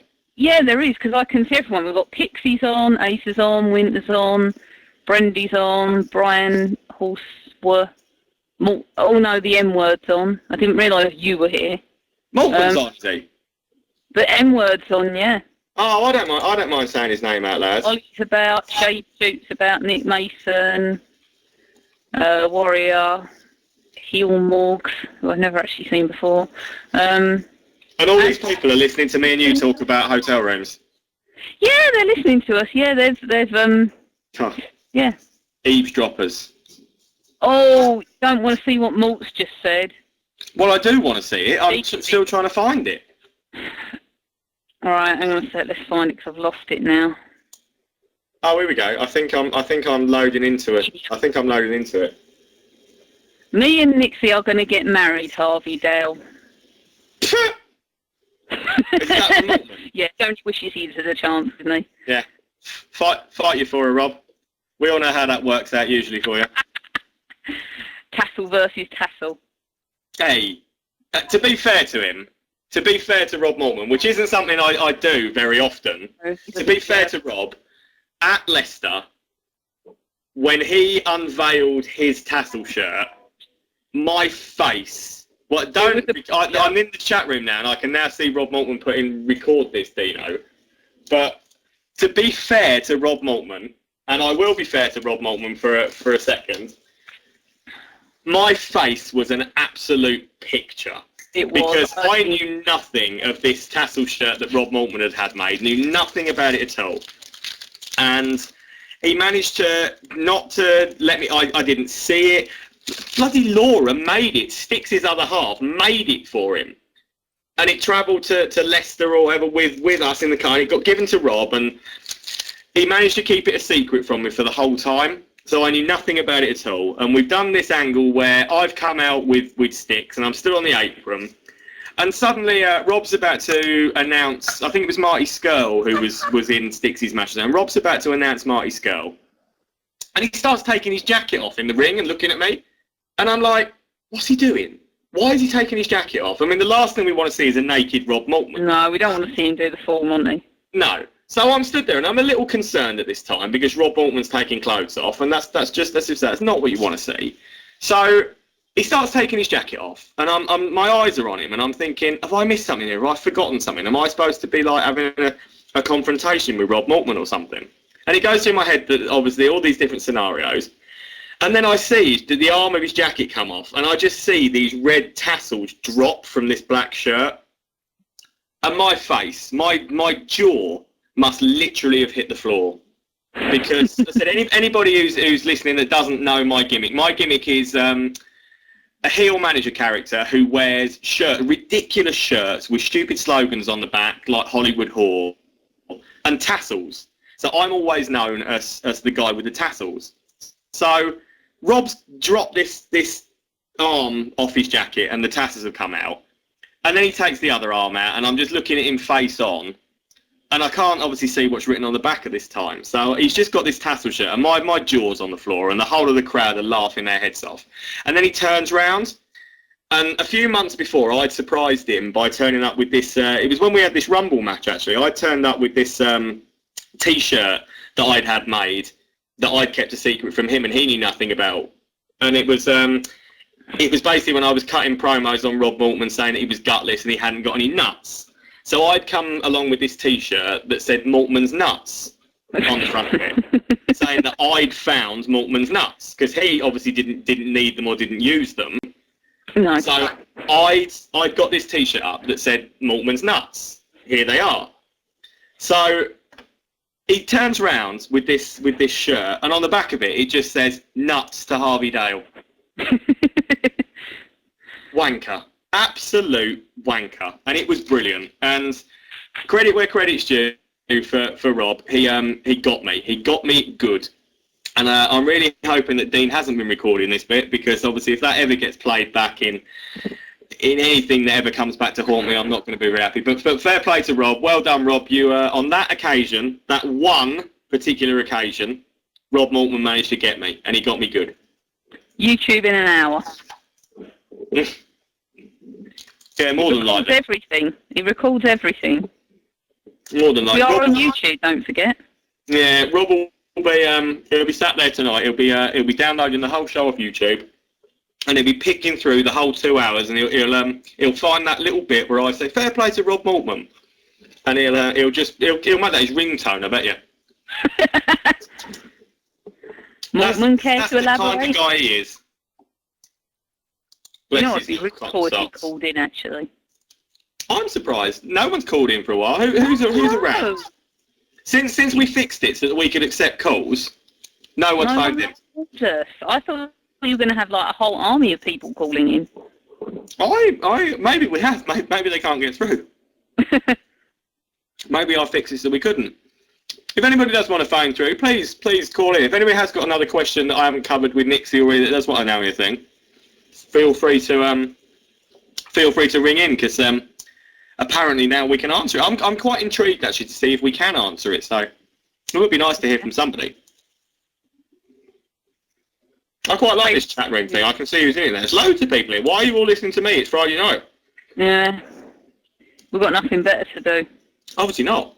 No. I mean, Rob Maltman's clearly got nothing better to do. He admitted on Facebook that he's been a miserable hermit, and then he added at the end this month. And I was like, well, what's different about this month? Why has he only been a miserable hermit this month? He's a miserable hermit most of the time. He can't drink either. Can't he? Why not? He's just rubbish at it. To be fair, you who don't drink and him who can't drink, you'd be perfect together, to be honest. Nah, it's alright. Well, yeah. Clearly you've seen him in real life, so I mean that's never going to happen, is it? So. No. Come on, we've got a hotel room to think about. Believe me, the thought hasn't left my mind since we first. I know. Clearly not yours either. No, apparently not. Well, it never does, does it? I know what goes through your mind. Dean's told me. I'm worried about what he's told you about me, to be honest. Oh, yeah. Do you know it's my birthday next week, don't you? Oh, well, I might have been aware. Oh, you might have been aware, okay. Might turn up and surprise you. You don't even know where I live. Oh, don't I? No. Although, I'll be honest, I actually do have your mobile number. Well, that doesn't surprise me. To be fair, it's not difficult to get my mobile number, is it? It's plastered all over my posters. Is it? Oh, is it? As if you didn't know. I actually haven't seen any of your posters. I'm very disappointed. I could have had one up in my bedroom. Oh, well, I'll do you a personal one. Okay. Can I ask you a silly question? Do you look directly at the camera when you're doing it, or are you sort of looking away? When I'm doing what? On the post. Oh, on the posters. Oh. Yeah, because I have this real aversion, and you're probably going to laugh at me, to photos that look directly at me. So like any poster I have on my wall is looking away. Right. I feel like I'm being glared at. I mean, obviously, if I was being glared at by you, that wouldn't be a problem. No. I mean, when you ask me, I mean, if I like to look directly into the camera while I'm doing it, I was again picturing us in a hotel room and seeing what we could do, but... Perhaps. Apparently, Dean says we have a call. Oh, do we? Yep, let's add it in. He's added it in.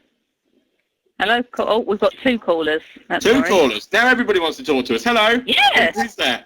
Oh, no, we've got one. One's dropped out. I don't blame them. Who's there? Hello?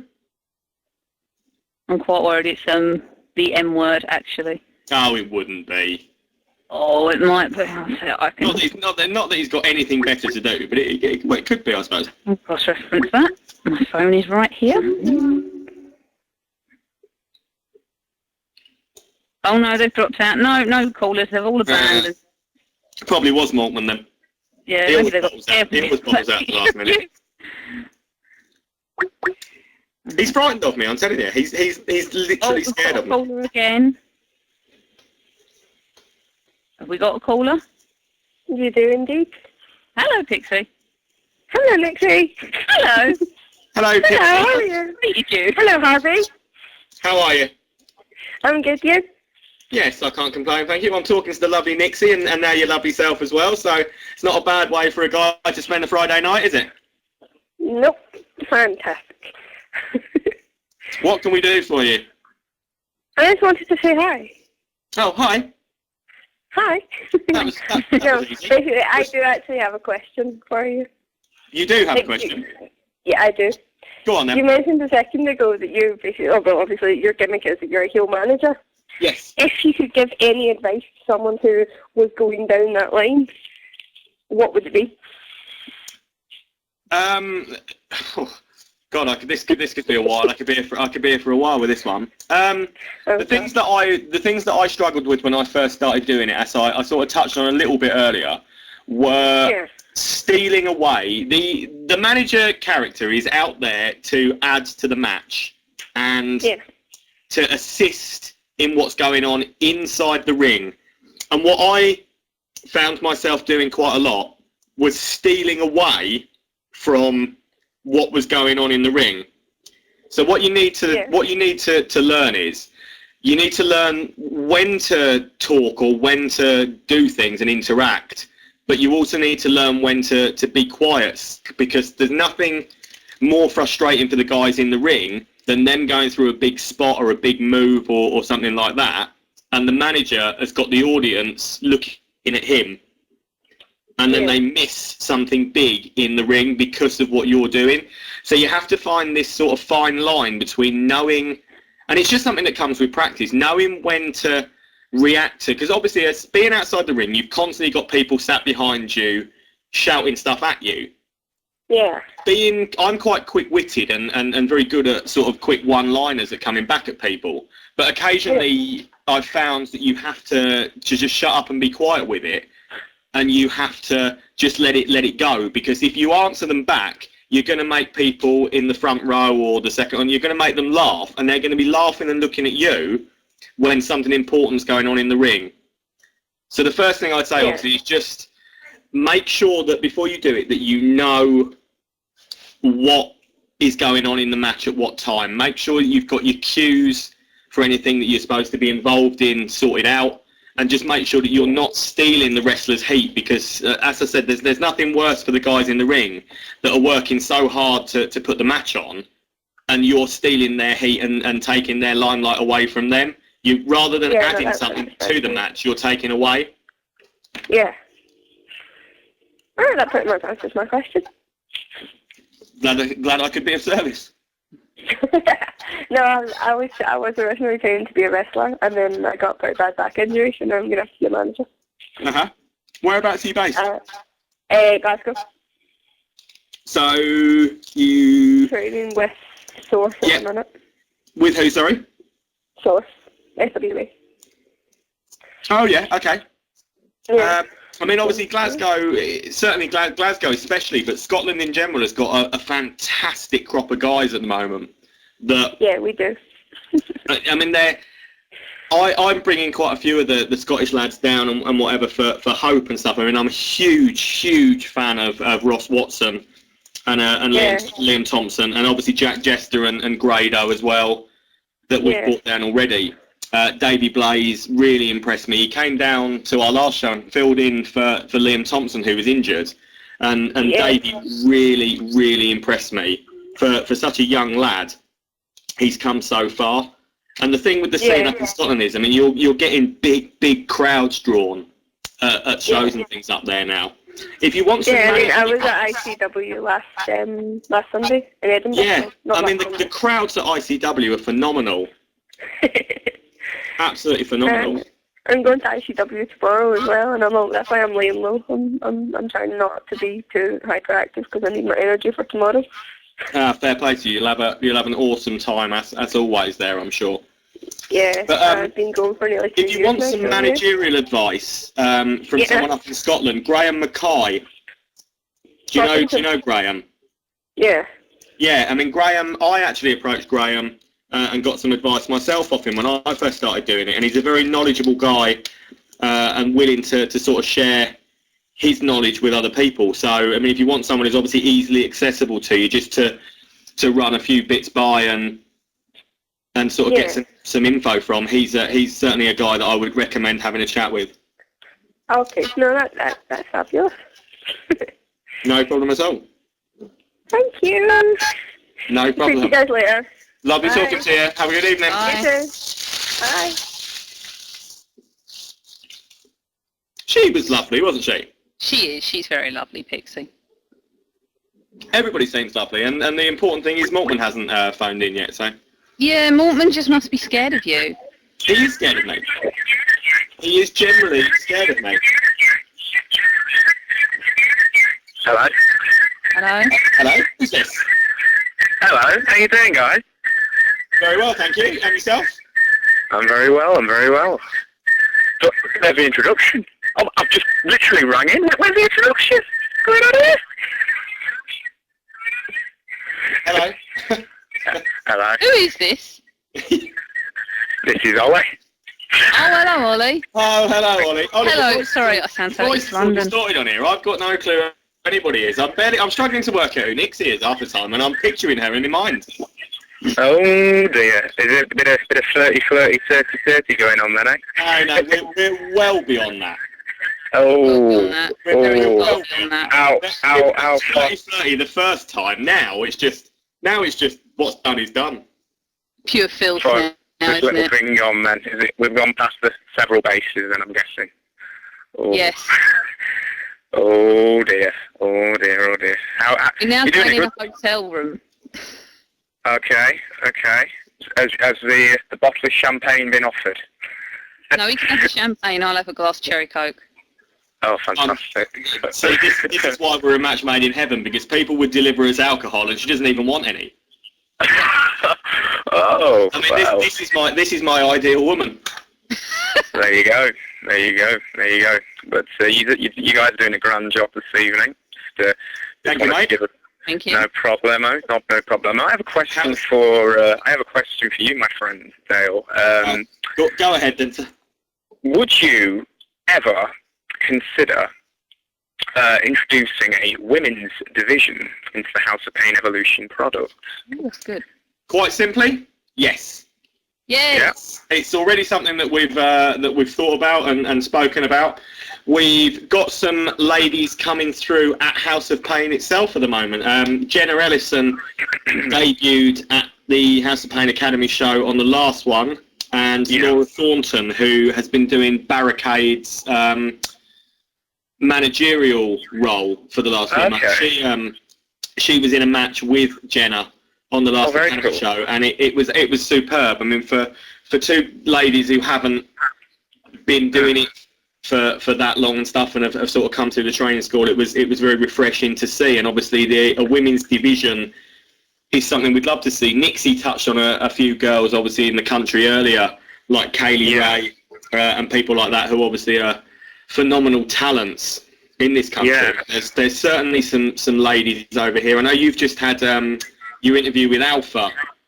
That's right. Is that the one that came out on this week's show? That's going to be up in about an hour, actually. That's going to be going up online. I've got one window for British Wrestling Radio, and then I've got another window for the YouTube uploader, so that'll be up shortly, and I'm sure I'll tag everybody in it in this chat room. get watching, guys. It's all appreciated.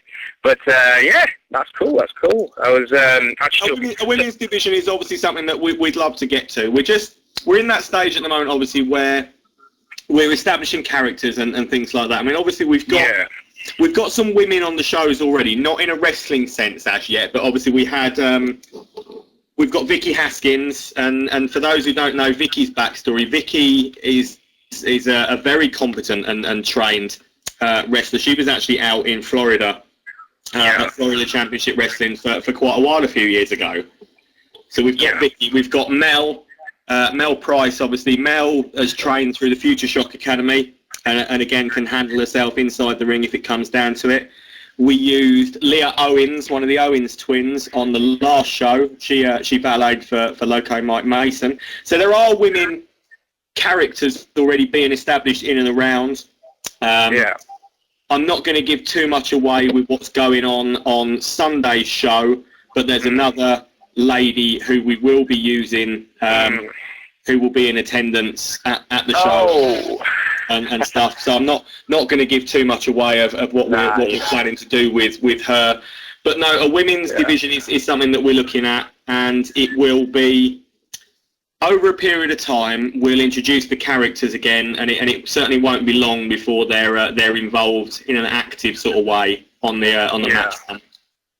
Yeah, fair enough. Yeah. So I'll just say this: it's a very small world, this business. Let's just put it like that. It certainly is, mate. Yeah.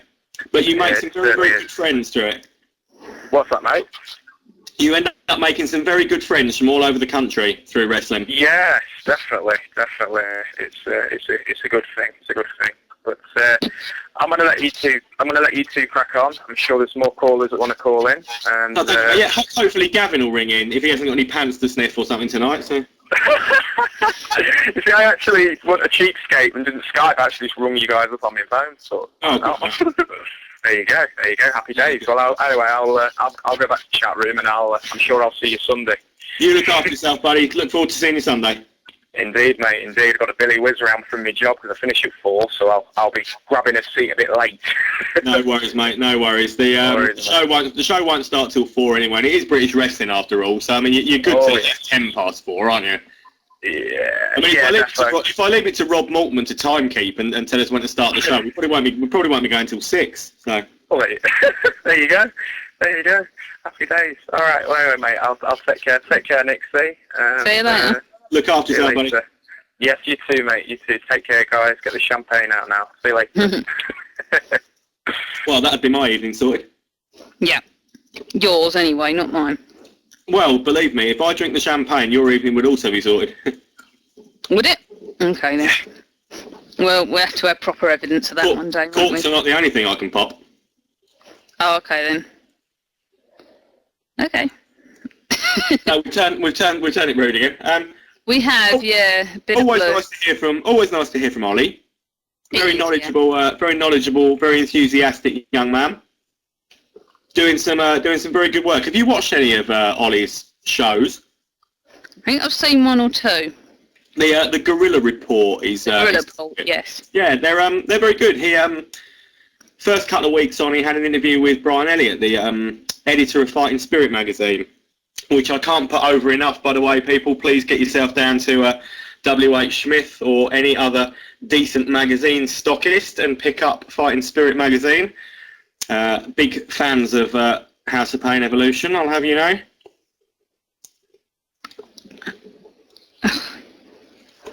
Where's that gone? What are you doing now? I'm trying to eat a 12-bite and I dropped it. Really? I need a bit of sugar. Really? Yes. You've dropped a chocolate finger somewhere on your person. No, it's a 12-bite. It was a 12-bite, like what come in the little packet. Does that not come in fingers? And yeah, it does, but the That packets sounds come in. And there it is. that sounded rude. I apologise for that. Yes, it did. Yes. It wasn't intentionally rude that time. Okay. We're just intent on like destroying the reputation of British Wrestling Radio, I think, tonight. Well, yeah, but Our something. wholesome reputation destroyed in a night. Exactly. I mean, usually there's no swearing. There's no. Well, Oh no, there's swearing. Dean can't control himself. I know that. I've kept promising you this exclusive announcement, so I'm gonna get this one out of the way for you. For show 4, which is going to be October the 5th in Coventry. So it's going to be our second visit to Coventry. We announced in fact I did it on live on Rob Maltman's show a couple of weeks ago. We said that we're going to do the London Riots, and we're going to do them versus Fight Club, who are the Glasgow-based tag team. Yep. So that was the first match that we gave. Second match that I'm going to give people for October the 5th is one that, in my opinion, in this country at the moment, it could very well be up there at Match of the Year in the end. That's how much faith I would put in this match and why we're putting it on. It's going to be El Ligero, who everybody knows, and he's not really a Mexican for anybody who... What is Mexican going? Well, indeed. And we're going to do him against a lad who's only 20, but he's made some real noise in the country over the last few years. It's going to be a debut for us, and it's going to be Bainham Ali, who I know you're going to turn around to me and say, who's that, aren't you? Unfortunately, I don't know who he is. I'd like to say I do. Bainham Ali is a lad who does an Iranian gimmick. He works mainly from Swindon at 4FW. And over the last year, he has had some of the most standout matches anywhere in the country. He's not ever seen up in the Midlands, so we're going to bring him in, and we're going to do him and Ligero. He's only 20, Bainham Ali. He's already done. Yeah, he's already done, I believe, worked in Germany, and where else had he been? Germany, might have done Japan already, but he's off for another tour of Japan very soon. Already been asked back over and things like that. So for me, it was quite an exciting one for us to put on. And as I said, I'm that confident in it that I genuinely believe that we could be looking at a Match of the Year contender with the two of them. There'll be a few of the British Wrestling Smart fans, I'm sure, listening who'll be all over that one. So that was your match. I've done your match now. I can stop going on about it. Sure, everyone's got. Who's going at that? Is anyone in the chat room going at that? Actually, I'm sure Ollie probably might, but. Oh, Ollie doesn't leave Nottingham. Oh, okay, doesn't he?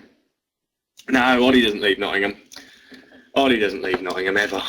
It's because Gavin's in Nottingham. It's too much to tear himself away from being close to Gavin, I think. So. Oh yeah. Possibly. Is that right, Ollie? Well, I mean, he's coming in. Leaving Gavin would be for anybody. Apparently, Gavin and Ollie are both going with Shade in his car. Oh, fair play. Where is this? Because my chat. Do I have to refresh my chat room? The last person to comment was Nick Mason. Yeah, you see, the last person to comment that I'm looking at is Maltman. Oh, then refresh. How do I do that? You refresh the internet. Dear Lord, this is. I mean,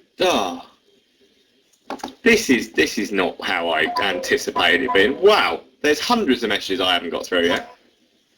They're all coming through now. Whatever you do, don't let anyone tell you to press Alt and F4. What happens to that? It removes the entire internet.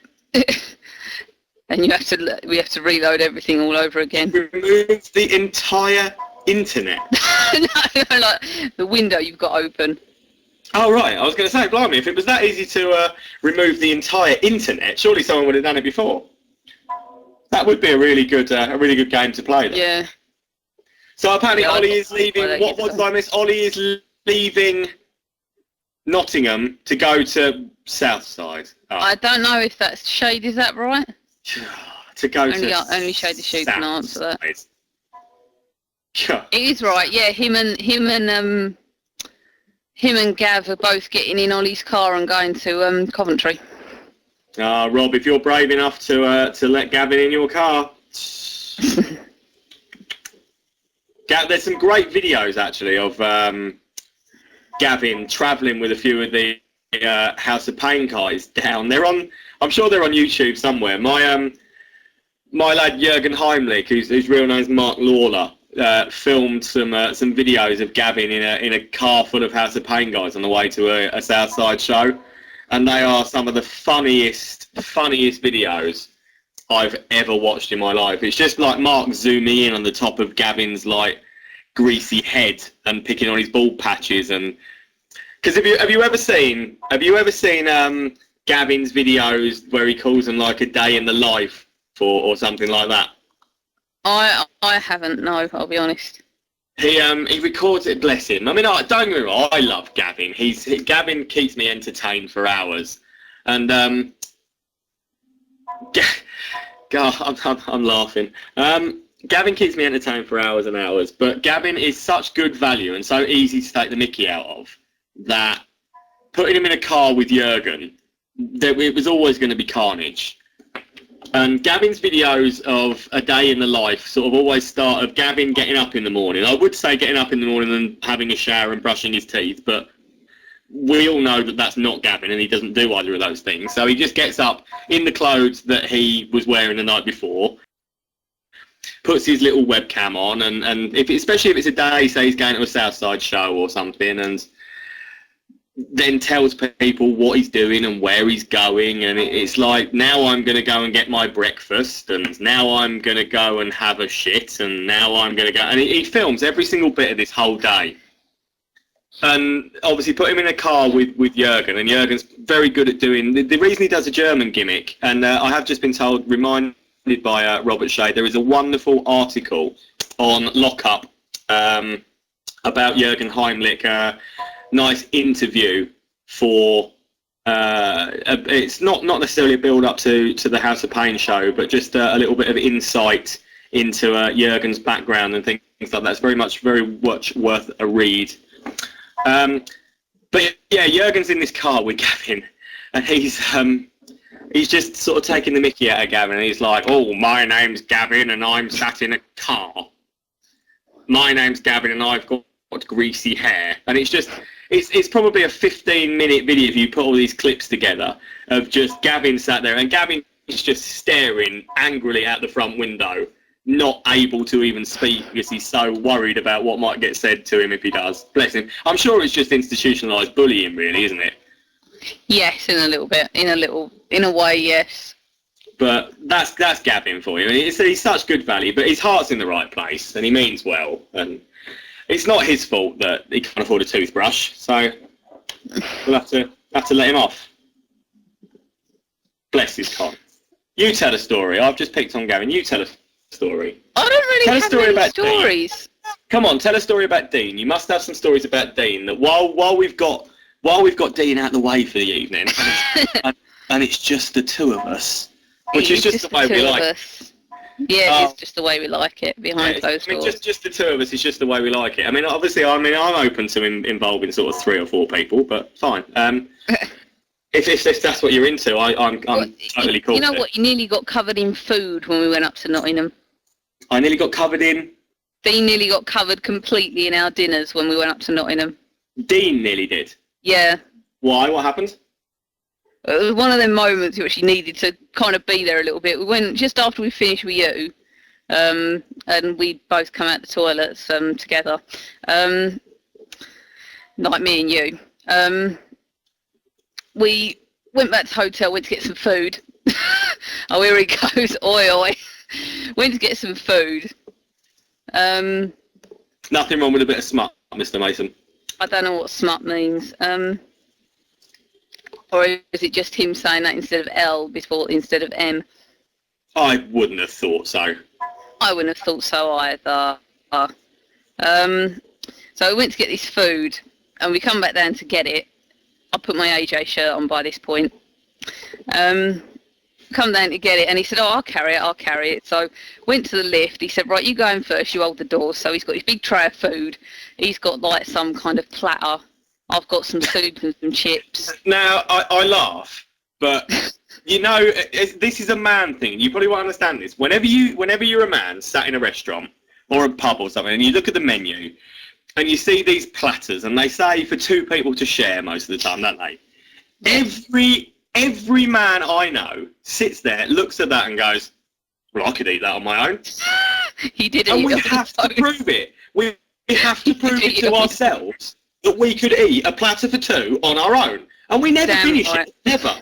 It never gets finished. You always leave some wedges or some onion. It always gets left, or you'll have someone picking at it. But it needs to be done. To be fair, he did offer me the onion rings. There you go then. So yeah, we come here and he got to the lift. I went in the lift, and just as he'd about to step into the lift, the doors closed in front of him. Sorry, I just reliving these doors. Oh, bless him. I just pressed the button and he sat in there holding this tray. It must have been like a millimetre away from soup everywhere on his head, turning his hair red. Anti-climate. Nick Mason, you just had to be there for that moment just to see these doors like... Sorry. That's my nerd moment. If he'd have ended up wearing... Pardon? If he'd have ended up wearing that... God. Poor it would have made the night, to be honest. We had such a good night at the show. He just would have made it. I would have had to get a picture of him. Is this after my show? Yeah. What hotel did you stay in? Did you stay in the Britannia? No. God. Across the, what was it, Travel Lodge? Oh, he's angry at me. Travel Lodge. What are the stories? Oh, you see, I've not got any comments coming through. I had to refresh again. This is ridiculous. They were all coming through, and now they've stopped. Maybe your story about Dean's obviously broken the chat room on my computer. Yeah, I'll tell you what, there was something else that happened at Nottingham. We nearly missed the train. Or rather, I nearly missed the train. You nearly missed the train. You were about to stay with me. Yeah, I nearly missed the train coming home. Bless you. You would have loved to stay. How come I didn't get an invite back to the hotel anyway? I don't know. No, you didn't. I nearly missed the train. I was there within about 3 minutes. Mitchell. Hey, a lot can happen in 3 minutes. It can, yes. 10 minutes. I got there. The train was going at 27 minutes past. We got there at 21 minutes past.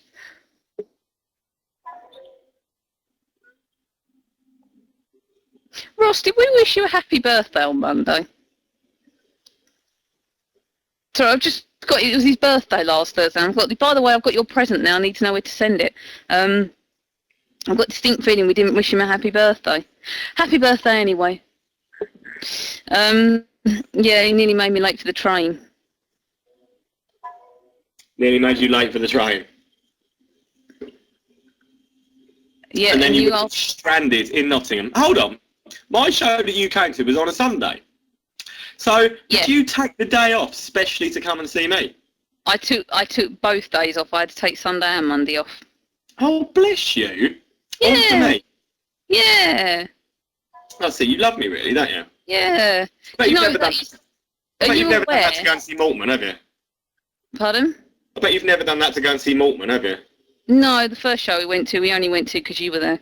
Exactly. And you know what? You know the one thing Dean regrets is that he sat on the outer seat of that show. I know. If only you'd sat on that seat. Yeah. Well, I think he feels quite bad about that now, actually. Just for interest's sake, because it's something that's really penetrated my mind for quite a while. What would have happened? It's penetrated my mind. Can you just say penetrated again? No. Please. It's burned away at my mind. I'm not talking to you anymore until you say penetrated again. Go on. What would have happened? No, not listening. Just say it once more. Go on, just say it once more. You've got a whole God, I'm awake again now. Just say it. Penetrated. I'm awake again now. Penetrated. Penetrated. We're just going to keep saying it over and over again. Penetrated. She's gone. She's gone. She's not. She's still here. She's doing the accent. Oh, fucking hell! She is in my head. Right. Okay. Compose myself. Right. Penetrated. What was I even going to ask you? What would have happened? What would have happened? Penetrated. I need to compose myself. We've broken her. Congratulations, chat room. You've broken Nixy. Oh God, I'm not nervous anymore. Not quite in the way that I'd like to break her, but we've made a good start of it. What would have happened if I'd have sat on the outside? There you go. I said it before you said it. Ha. What would have happened if you'd have sat on the outer seat? Yeah. Cause I mean, like, it's something Dean's kind of wondered, and I've really wondered it. What would have happened if I'd have sat on the outer seat rather than the inner seat? Wow, I mean, you see, it would have been one of those sort of caught up in the moment things, penetrated. I know, that's what Dean thinks. Yeah, maybe you would have got penetrated, who knows? Oh. Obviously, I mean, who knows?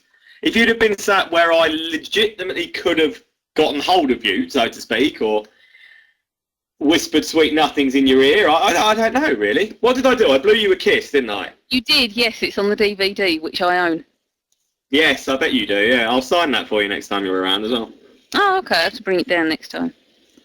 Do I get a little heart on this one? Oh, yeah, definitely. Or do I get a signature within a heart? Well, you can have whatever you like.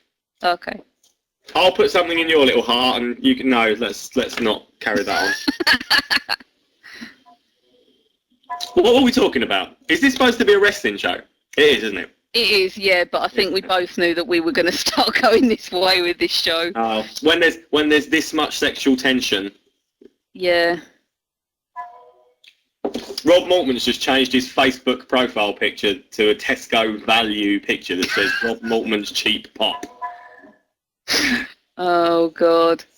Of course, you could go to many other leading supermarkets in the area. Of course you could, yeah. Tesco value, Rob Maltman's cheap pop, every little helps. Bless his cotton socks. He's gone, hasn't he? He's not in here anymore, is he? He's under Maltmania. Yeah, look, he's actually scared. That's it, he's gone. He has run away, hasn't he? Where is Gavin? What's Gavin called in this chat room? Should be Gavin Knotts. He's normally in block capital letters. So he's not here. It's no fun. I'm not one for talking about Gavin behind his back. I just like to tell him he's a twat to his face. So. Such a nice person. Oh, Dino, Dino, are you talking about me? Can you see me? Put your hands where I can imagine they will be on the keyboard. They've been there for a while. I know. I can only imagine. Bloody hell. Do you know what? I'm so glad Webby's not here tonight, or I think I would have freaked the shit out of him.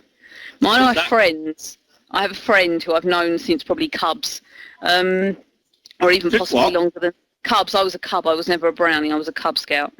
And I think we've probably known each other since that. I could never be a Brownie. I was very much a tomboy back then. I could never have been a Brownie. So I was I'm sure it was Cubs where I met him. It could have been somewhere else. And I think I woke my mother up. But what now? Yeah, she's gone to bed. She can't just stand back to her room. I think I woke her up. What was I saying? Yeah, so I've known him for all those years, and we're both into wrestling, and he's suddenly started joining in our chat room and joining in shows. And I think if he'd have listened to this one, he'd gone, I've never known Nixy to be like that. What is she doing? That scared the shit out of him. Mike, if you listen to this, I'm really sorry. Bless. Yeah, he's never known this side of me. You thought I was being quite sweet and innocent usually then? You? Me? I'm certainly not sweet and innocent. Oh, I know that, but I don't know. I don't think he's ever seen this side of me before. I know which side I'd like to see. I know. Come on, somebody ring in and give us a question. Somebody, so that we can just move away from our endless sexual tension and get on with something else. The longing across the miles. Indeed. Somebody must have something else they want to know. Must have a question for Nixy. Nah. You're You're the guest. You're like the guest host. You're the one who needs the questions. They have to put up with me every week. I don't have to. They choose to. I'd quite happy Yes, they choose to, but I'd they happy don't. to you every day. You say that now until I start watching cartoons. Why would that bother me? I don't know. Did you know I love Ninja Turtles? Excuse me? Did you know I love the Ninja Turtles? Oh, you said Ninja Turtles. I heard what I wanted to hear again. Okay. No, I didn't know that you loved Ninja Turtles. No, why Yes. do you love Ninja Turtles? I don't know. I really don't know. Right. I really have no idea. So you say you want to be with me every day now. When you when you then put me in front of, when you leave me in front of a TV and come back and I've got Nickelodeon on, you're going to go, what the hell did I bring home? Right. So you might want to rethink that one. Right, we'll have to get a hotel room that hasn't got a TV in it. Yeah, maybe, yeah. Yeah, but then we'd have to get one without Wi-Fi. Why would we have time for or need Wi-Fi?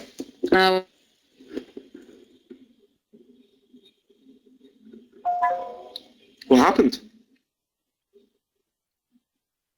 What happened?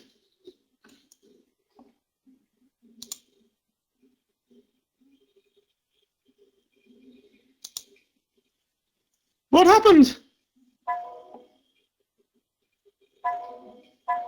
Nixy, you've gone, haven't you? She's gone. She's done one again. She does this. This is the time when she obviously falls asleep and she's trying to pretend to people that she... Now, correct me if I'm wrong, chat room, but Nixy reckons she was only off air on the 24-hour show for a very short period of time. Now, I was listening to that show and I know it was a lot longer than a couple of hours. What was a couple of hours?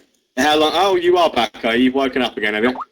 To be honest, I just said to Dean, it's actually, my internet's been really good today. We've been known to be sitting here for like 5 minutes waiting for my internet to kick back in. It's the connection between us, that's what it is. It is the connection between us. Yeah, There's obviously absolutely. it's obviously picking up on all that sexual energy of yours and channeling it through the internet to keep your connection up. What are you chatting about now? Who's this? Is that Gavin? Yes. Oh, for crying out loud. Gavin, take your mum's pants out your mouth. I can hardly hear you. Speak louder. I'm speaking as loud as I can. The loud Gav, you you're can. going to have to get nearer to a microphone because you are quite muffled. Not that it's normally a bad thing for you to be quiet, Gav, but you are a little quiet. Yeah. All I can hear is you talking rubbish about me. I didn't catch a word of that. What did he say? I says, I wonder why you losing your marbles talking about me. Are you just filling space? Hey, someone's got to try and get you over, Gav. I've put over your YouTube videos tonight. He has, actually. I've been saying how wonderful they are. In fact, YouTube videos with you as the star of, Gav, are literally the highlight of my weekend a lot of the time. Yeah. They are, Gav. I told the story about when you travelled down to a Southside show in that car with all the House of Pain guys. Yeah, that's only like 11 months ago. You're using old material. To be fair, that was the last YouTube video of yours I watched. So, and it never gets old, Gav. You surely do, but you need to grow up. I already am old, Gav. Although you're not. No, you're no spring chicken yourself. You're older than you look, aren't you? Yeah. That Lee, we've told him to speak up. He can't speak up. He said he's speaking as loudly as he can. I don't really know why, but that's what he said. Everyone's telling you to speak up, Gav. I'm speaking loud as I can because it's probably the connection on the phone line. What, you on a phone? I would have thought you on his were on phone. Skype, Gav. That's free, isn't it? What was that? I said I would have thought you would have been all over Skype because that's free, isn't it? No. Skype's not Skype's free. free. No, I know Skype's free, but I haven't got it on my phone. Right. But the app's free. Have you got a question for us, Gav? Oh. Where do you see yourself in the industry in 5 years' time? That's actually quite a sensible question for you, Gav. I wasn't expecting something quite so good. Where do I see myself in the industry in 5 years? Obviously, in 5 years' time, I would like to think that Hope has progressed to a much bigger product and a much bigger level. So, with regards to my character in the industry, I suppose my character will probably, hopefully, fingers crossed, have taken a back seat by then, and the role as a promoter will obviously be as a full-time occupation. Obviously, if it doesn't work out in the way that we're hoping it does, then obviously I'd love my character to still be around, and if I think it could still be entertaining to people and still bring something to the table, then obviously I'd like to be working all the top shows in the country. But again, 5 years in British wrestling, as we've seen over the last few years, as a lot can change, a lot can happen in 5 years. There's very few guys who were working in the country 5 years ago now who are still at the top of their game. So who knows? Who knows? Where would you like to see my character in 5 years, Gav? Being such a big fan of it as you are. Probably character in the doll, Come on, we didn't get a word of that. I think probably you signing on, for example. You signing on the doll. On the doll. So you'd like my character dead, would you, Gav? You'd like my character dead and buried? Who's having McDonald's? Well, there's only me and you here now, so... Oh. How did you know it was a McDonald's as well? I heard the car, I heard the slurping of the straw. Mm-hmm. That was what it was? Mm. Heard that. My house is so good that people go out to fetch me McDonald's milkshake. Sure that wasn't just sticks. Nick Mason, Gav wants your character on the doll. Oh, the irony. Yeah, but surely that would literally be like stealing money directly from Gavin, wouldn't it? If I was to go on the doll. I'm not commenting on that. Doesn't Gavin reckon he's got a job these days? I think Gavin has got a job. I can't see it. Sniffing pants is not a job. It's not. Sniffing pants is not a job. So Gavin hasn't got a job. He's a man whore. That's probably why he's always skint then. Has Nixy gone again? No, I'm here. You are still there. Are you pining for Gavin? Pardon? Are you pining for Gavin? No. You wish Gavin was back?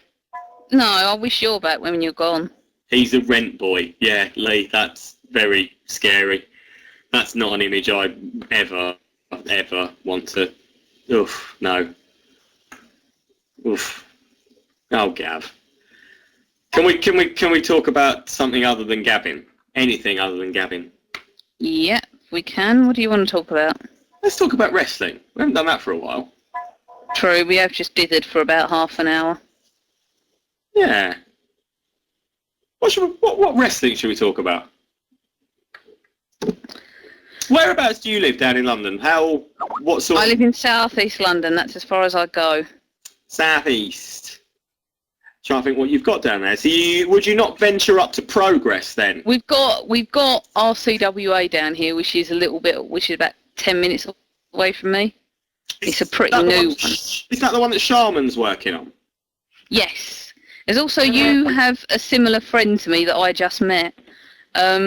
Name's Jake Pugh.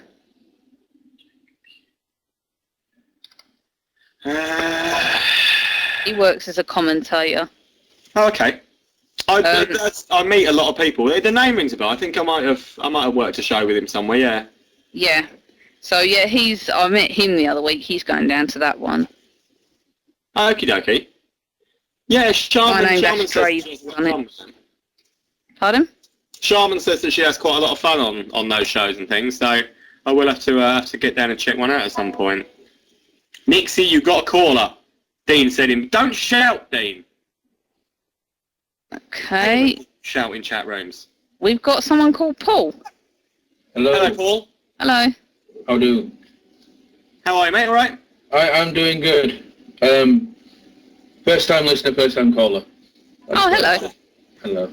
I apologise for you getting me tonight then, because I'm not normally here. So. I was talking to someone about you actually earlier. I was talking to Dale Mills. Oh yeah. Yeah, I saw a picture of the arm wrestling thing that you two did, which was quite funny. It was a lot of fun. Right, I need to ask for your opinion on companies in the UK. Okay. All right, here we go. Make yourself. I love. No, I was going to say I love any type of wrestling that there is. Well, professional wrestling, not sumo wrestling and all that lot. But I've only ever been to a few UK indie shows. I've been to like one PW 101 when it was running, and I'm going to ICW up in Scotland in a couple of weeks. Yeah. Well, ICW female, sorry, I should say. But what would you say the top 5 British companies in the UK at the minute? Top 5, no particular order. ICW, PCW, NGW, Southside, and ICW, PCW, NGW, Southside, and probably Future Shock. Probably Future Shock for me, or as it's just been put on from Ross says, a Rev Pro. I mean, Rev Pro for me was kind of born out of IPW, so they're kind of Rev Pro is still kind of finding its feet. All it's done for me so far is bring in a couple of imports and carry on where IPW left off, but the crowd dwindled for a while with Rev Pro, so whether or not I would include Rev Pro, I don't know. Progress for me in London terms is the one leading the way down there at the moment. But I'd probably say Future Shock, because they're at show 70 now, Future Shock, and the room that Future Shock use, they sell it out every single time. They've got a very, very loyal fan base, very good set of fans there, and I mean the promoting for Future Shock must be very, very easy now. It just all kind of falls in their lap now because they've done so much hard work over the years to get to where they are. Do you think a lot of companies are like oversaturated with imports?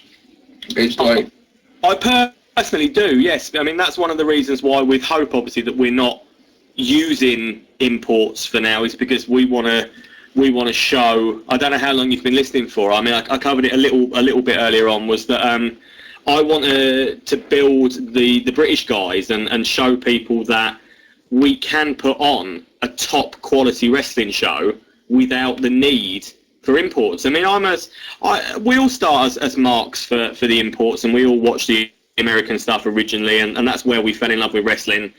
But now the guys in this country, for me, are as talented as anywhere in the world. So it's about time that we started to really recognise how good our own guys were, and keep bringing imports over. Every import that comes over that's on a show steals a spot on that show away from a British guy. I agree. It's like what you said earlier. You said PCW was one of the top 5. Yeah. No offense to Steve. I know it's the owner, but it's like I had to unfollow PCW on things because it was just like which import's been announced next, and then they had this super show and it was like a lineup of full imports, and it was like what's the British guys on here doing? Yeah, they're just giving the limelight to these imports, and I've seen a few of the PCW shows, and the British guys have got on there are really good. There's some that I've never seen before, and there's some that I've known that have done the circuit. It's like Lionheart. Lionheart is awesome. I like Joey Hayes. I like Martin Kirby. Martin Kirby, I think, is one of the most underrated wrestlers in the UK at the minute. Oh, totally. Martin Kirby's in my main event for Sunday's show. It's Kirby versus Mark Haskins. So, I mean, I think an awful lot of Martin Kirby. So much so, like I said, he's in my main event. So, what's your opinion of Mr. Gauntly? You've just told me that you were obviously talking to Dale Mills about me. I obviously see the connection with moving on to Mr. Gauntly. Stephen Gauntly for me obviously has been a little bit of a cancer to British wrestling, obviously with some of the antics. I agree with that. It takes a lot of years to get faith reinstalled back in British wrestling and in a product and get some of the fans who were gypped over by what happened with 1PW to try and convince them to come back to British wrestling. So Stephen Gauntly comes along again, people put their faith in him and give him another chance and buy tickets to go to a big show. He's promising Steve Corino, he's promising, what is it, Rey Mysterio's cousin? Oh, that show died before it started. Yeah, that's what I mean. So he's promising all these guys to people. People are buying tickets, and I know quite a few people that bought tickets. And this time, to be fair, they did get refunds, but that's refunds on the tickets. There were a lot of guys that had booked hotel rooms and things like that lost out on a lot of money by buying tickets for Stephen Gauntly's show, and he then cancelled it. And it's going to be so hard for us as British wrestling promoters to convince these people who made a decision to go to this Gauntly show again and lost money on it again. Admittedly, said they didn't lose their ticket money because he refunded it all as soon as the show got cancelled. But people lost money on booking days off work, booking hotel rooms, and things like that, booking coaches, booking trains. All that's non-refundable. So you're still taking money out of people's pockets, and that's going to leave a bad feeling with people. And it does. It looks bad for all of us. Yeah, I mean, but I completely agree with what you just said. But it does have an eye for talent as well. I mean, did you ever go to any of the PW 101 shows you did? No, I didn't actually get along to any of them. Obviously, with PW 101, I expected it to be great, to be honest. I mean, I have seen, I think it was probably the first show on footage that someone had done, if it came out on DVD or if it was just whoever filmed its footage that I'd seen. But the show, again, looked very good. And I will never take away from Stephen Gauntly's ability to book a show and deliver a product. That, when it happened, was always good. I mean, his stuff with 1PW when he was the booker and doing stuff with that was always good. Yeah. And promoting it. But you can't keep giving these guys chances to come back and do the same thing again. I think if he ever tried to come back again, I would like to think that a lot of people would just say, no, not happening again, not trusting him to do it again to us. Yeah, I mean, and one guy in particular who was burned pretty bad by Gauntly was Sterling James Keenan, Corey Graves in NXT. Yes, was, yeah. Yeah, because he was working the indie circuit over in the US, and then he was like their main import guy for 1PW, wasn't he? Yes, he was, yeah. And then Danny, what's his name, took over. Rod. Danny Cock. Yes. And then the last 101 Unstoppable, they had a promo saying, "Oh, Sterling James Keenan's 101."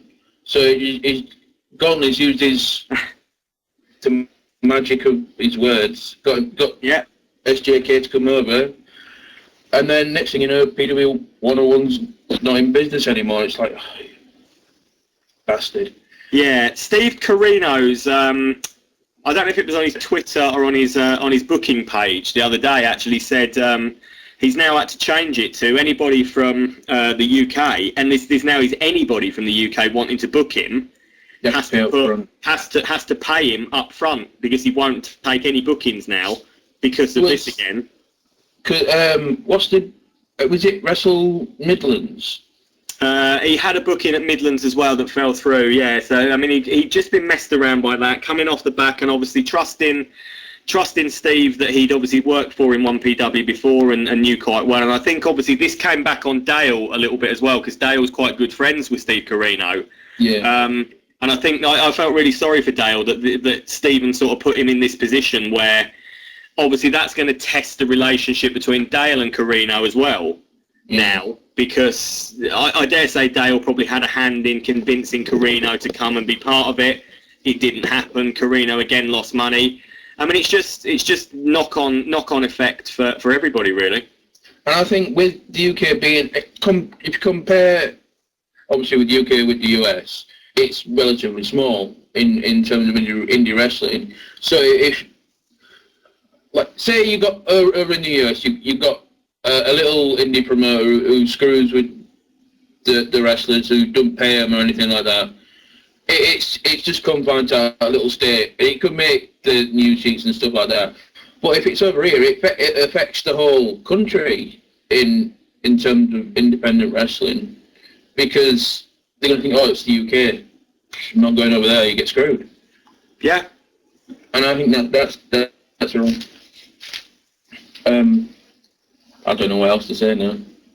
No, I mean, I take your point completely. It's another one of the reasons and sort of contributing factors as to why we're viewed by the rest of the world as such a laughing stock. When a lot of the imports come over and work Southside shows, my house that I live in Nottingham is quite a big, and we've got a couple of spare rooms. So a lot of the time, the imports and things do end up actually staying at mine, and very often I sit up talking with them and drinking through the night. And one of the questions I always say to him is, how is British wrestling viewed from over there? When somebody says British wrestling to you in America, what is your first reaction? What's your first thought?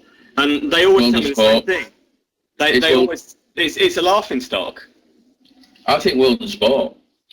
Yeah, that's obviously they go back to that. But when I sort of ask them about the reputation of the stuff that we've got going on nowadays, they just say no, it's a joke. It's one bad story, one bad experience after another. Because obviously something happens to one of the guys. They all know each other. They all end up on indie shows together. They all hook up over there, so they all talk. And someone gets approached about coming to the UK, taking a booking, and they talk to someone else who's had a booking over here or had some problems over here, and the reputation spreads. As I said earlier with things, it takes years and years to build a good reputation, and it takes one little incident to destroy it. Yeah. While we're talking about promoters, can we talk about the guy who thinks he thinks himself is the main man in the UK, even though he isn't? Who's that? Alex Shane. I don't have an awful lot of personal dealings with Alex. I mean, as a promoter wise, he's kind of stepped away from that kind of thing recently, obviously, to pursue Wrestle Talk TV. Wrestle Talk TV for me isn't what I hoped it would be. It doesn't give what I was hoping it would do, and obviously what I was really looking forward to when I heard we were going to get a program on the TV coming from the UK about wrestling. But as I said, I mean, I tend to speak as I find with people, and I don't know Alex well enough on a personal level, and he's never done anything directly to me, so I don't really have that much of an opinion on Alex. And that's not me trying to sit on the fence and not sort of go into detail, because anyone who sort of listened to me before or sees my Facebook knows that sitting on the fence is not something I'm very good at, and if I'm passionate about something, I have to say it. But Alex has a lot of ideas, and I know that's his main problem. He has a lot of ideas and hardly any of them come to fruition, or they do, or just don't work. Exactly. Like this British Wrestling Council. Did the British Wrestling Council work? No. is this what is this new thing? Is the Roundup show? No, the where you want to learn how to be a booker with the. I know he's done it. I've not heard about that. I'm sure someone in the chat room has. Because you can get online seminars with like Raven and Doug Williams and stuff like that, just to learn how to be an online training clinic. Shed the shoe. Okay. Yeah, he's doing that. Learn how to become a wrestler in front of your computer. Yeah. That's not going to work.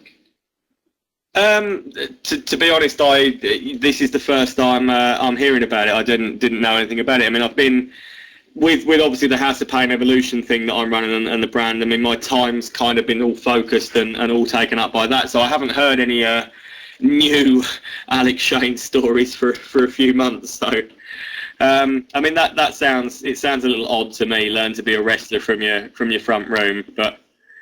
Still, that's more training than a lot of workers in this country have had, so... Yeah, it's called the School of Wrestling Knowledge. Apparently, yeah. Certainly different. I'll have to look in on it and see what's going on with it. Yeah, I'll call it a little... Yeah, it's not going to work at all.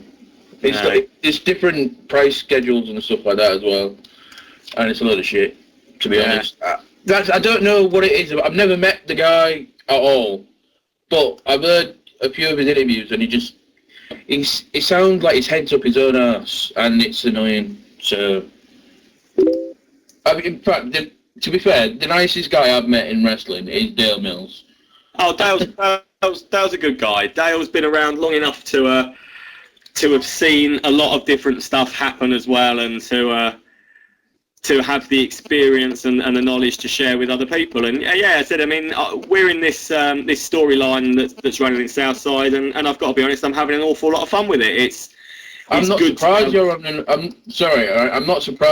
an awful lot of fun with it when you've got Vicky flashing you. Well, I mean, that was when that idea was obviously put to me. I was completely against the idea. First of all, I mean, You lie. Yeah, I am a lion. I'm sorry. Someone has sort of Vicky says. Lion's scumbag.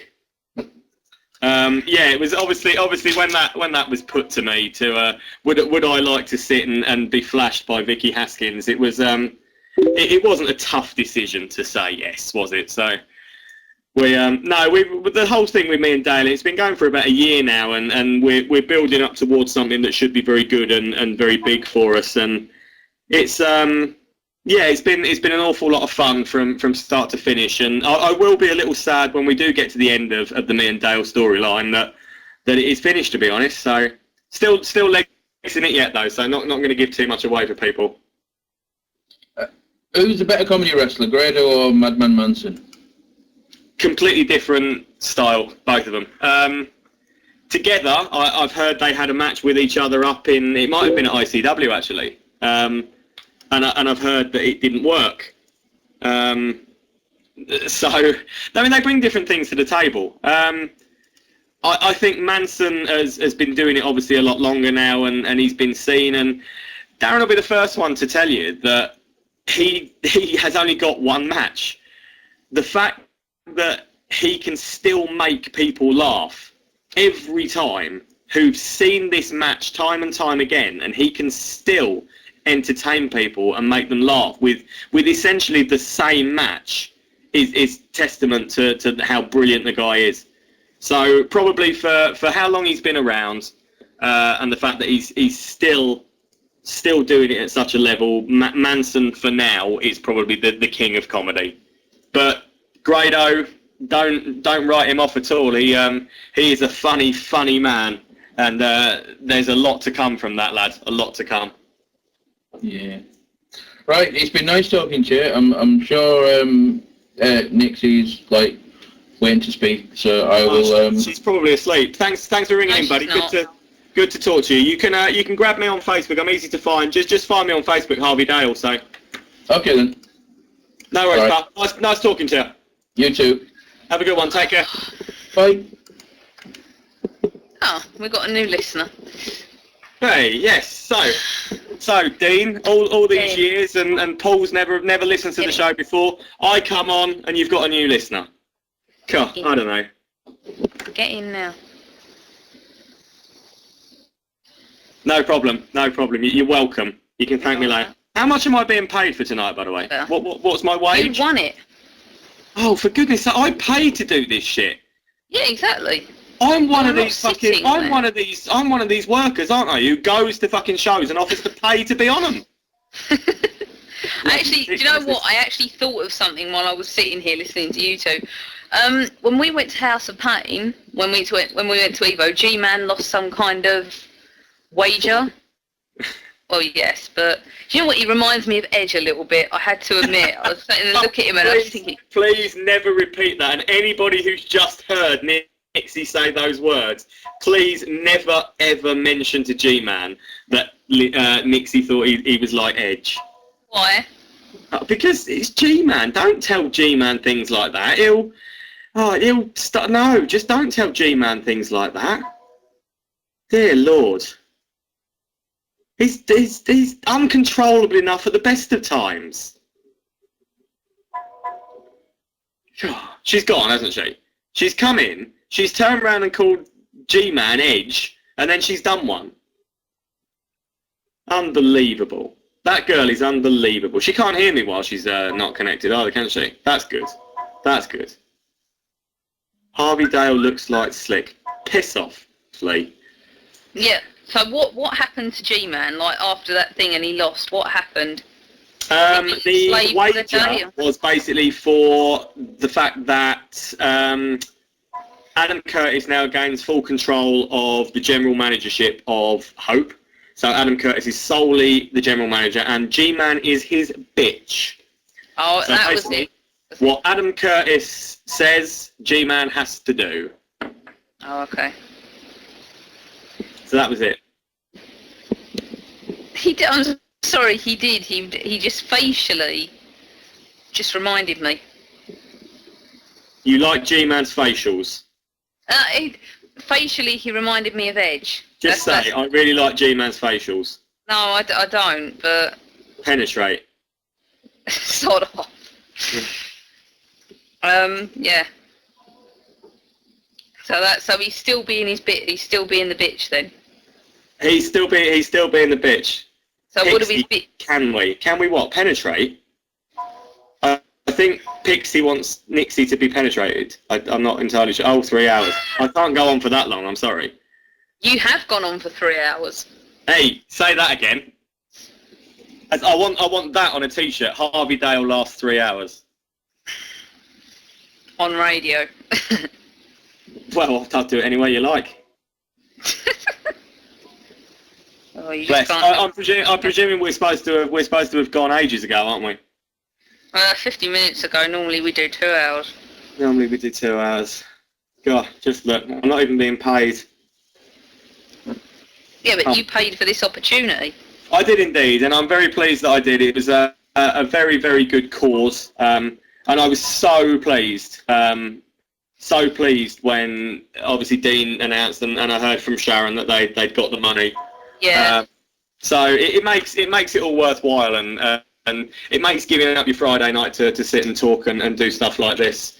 It makes it all worthwhile because it was such a good cause, and fair play to Dean and well done to yourself and stuff for coming up with the idea for doing the 24 hours and the auction.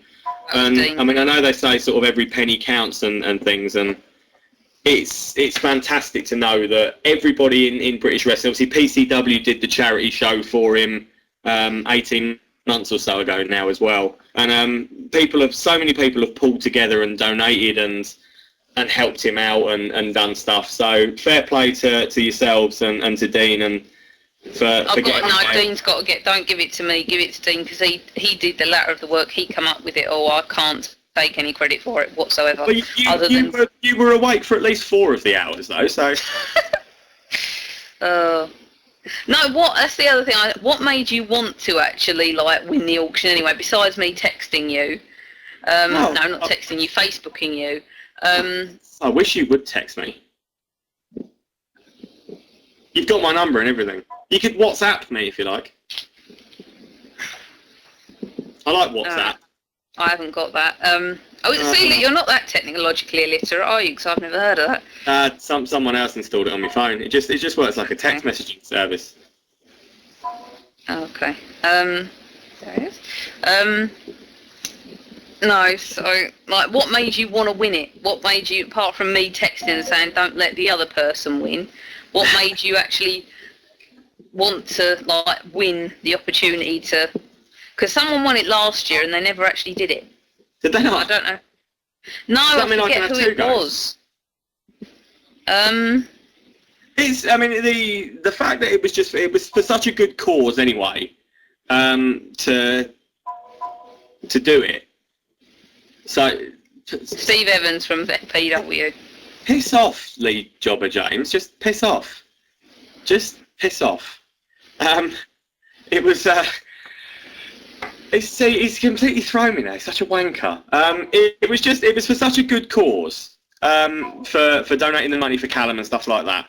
So it was something that I wanted to find a way to donate anyway, and obviously this opportunity to come on, and obviously I'm always looking for an opportunity to get myself over, and yeah, and just to sit and chat with you, my love, for a couple of hours was enough to make me want to. So far it's been a few hours, not a couple. It has, yeah, just to make me want to blow me load.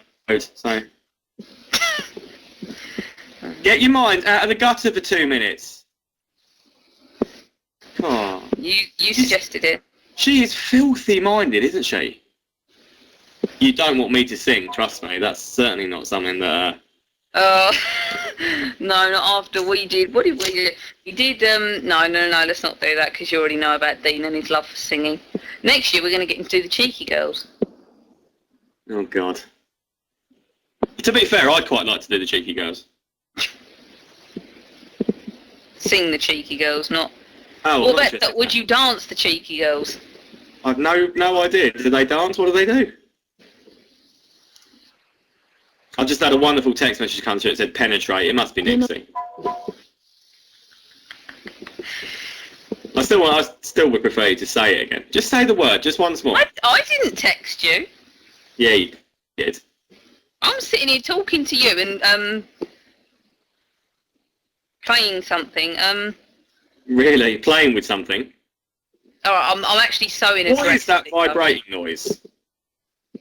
I'm not. Nothing's vibrating. I've got a headset on.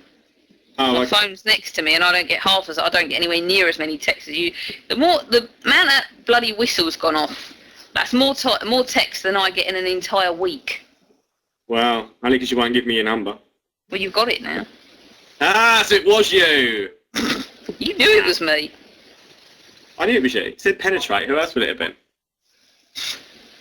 It's not Candy Crush. It's not Candy Crush. I'm not even going to fucking read that out.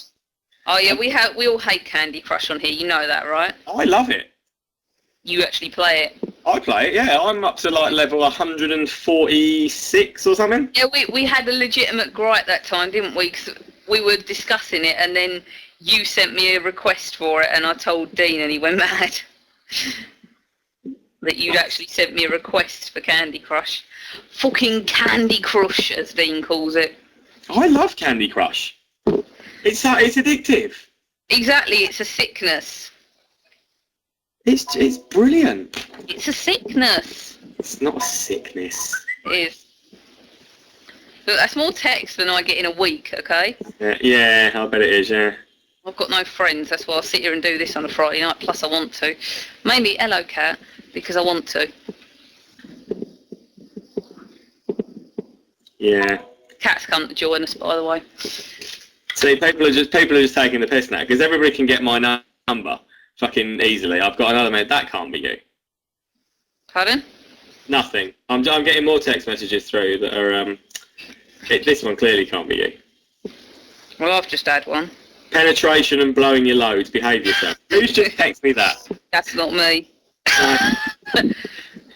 Who's just text me that? Good grief. You people, your mind's always in the gutter. I haven't mentioned sex once. There you go, you just did. Thought about it for a hell of a lot, but I haven't mentioned it. You just did. I just did, yeah. And there's a first time for everything. And that's what you'll see in the hotel room, so. Okay, then, yeah. Next time. Next time. I think we're talking about coming up to Nottingham. I think it's in November.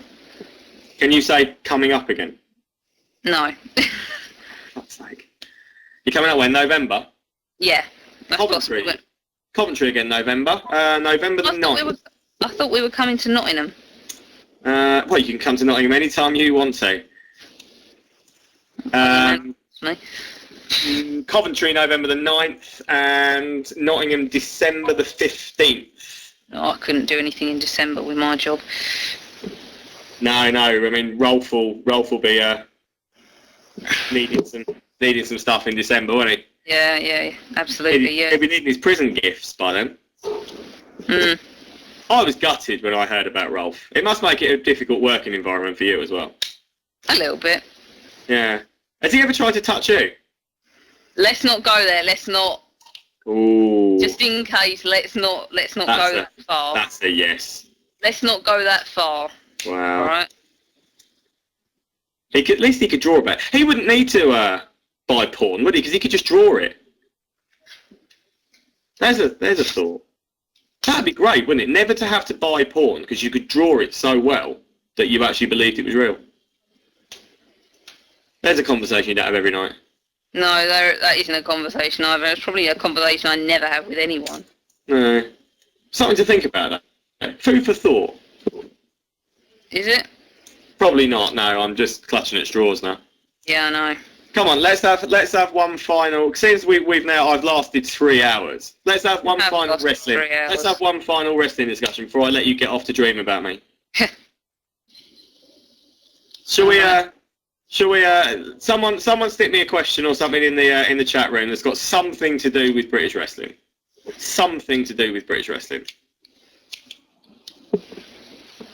Can be anything you like.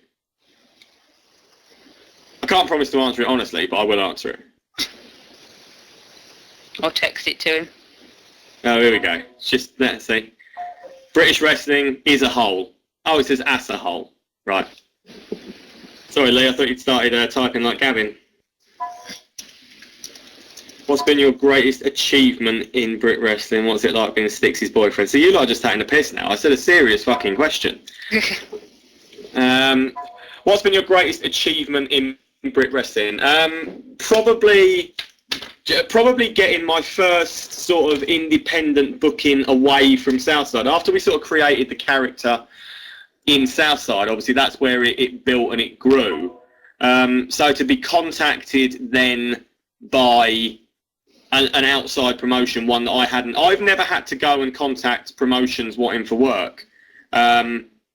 So to have promotions come to me and message me saying, would you be interested in coming to work for us, was obviously that was a really nice feeling, because that obviously meant that people were enjoying what I was doing and taking notice of it. So that was probably what I consider probably to be the greatest achievement, was getting the first contact and the first booking from an outside promotion.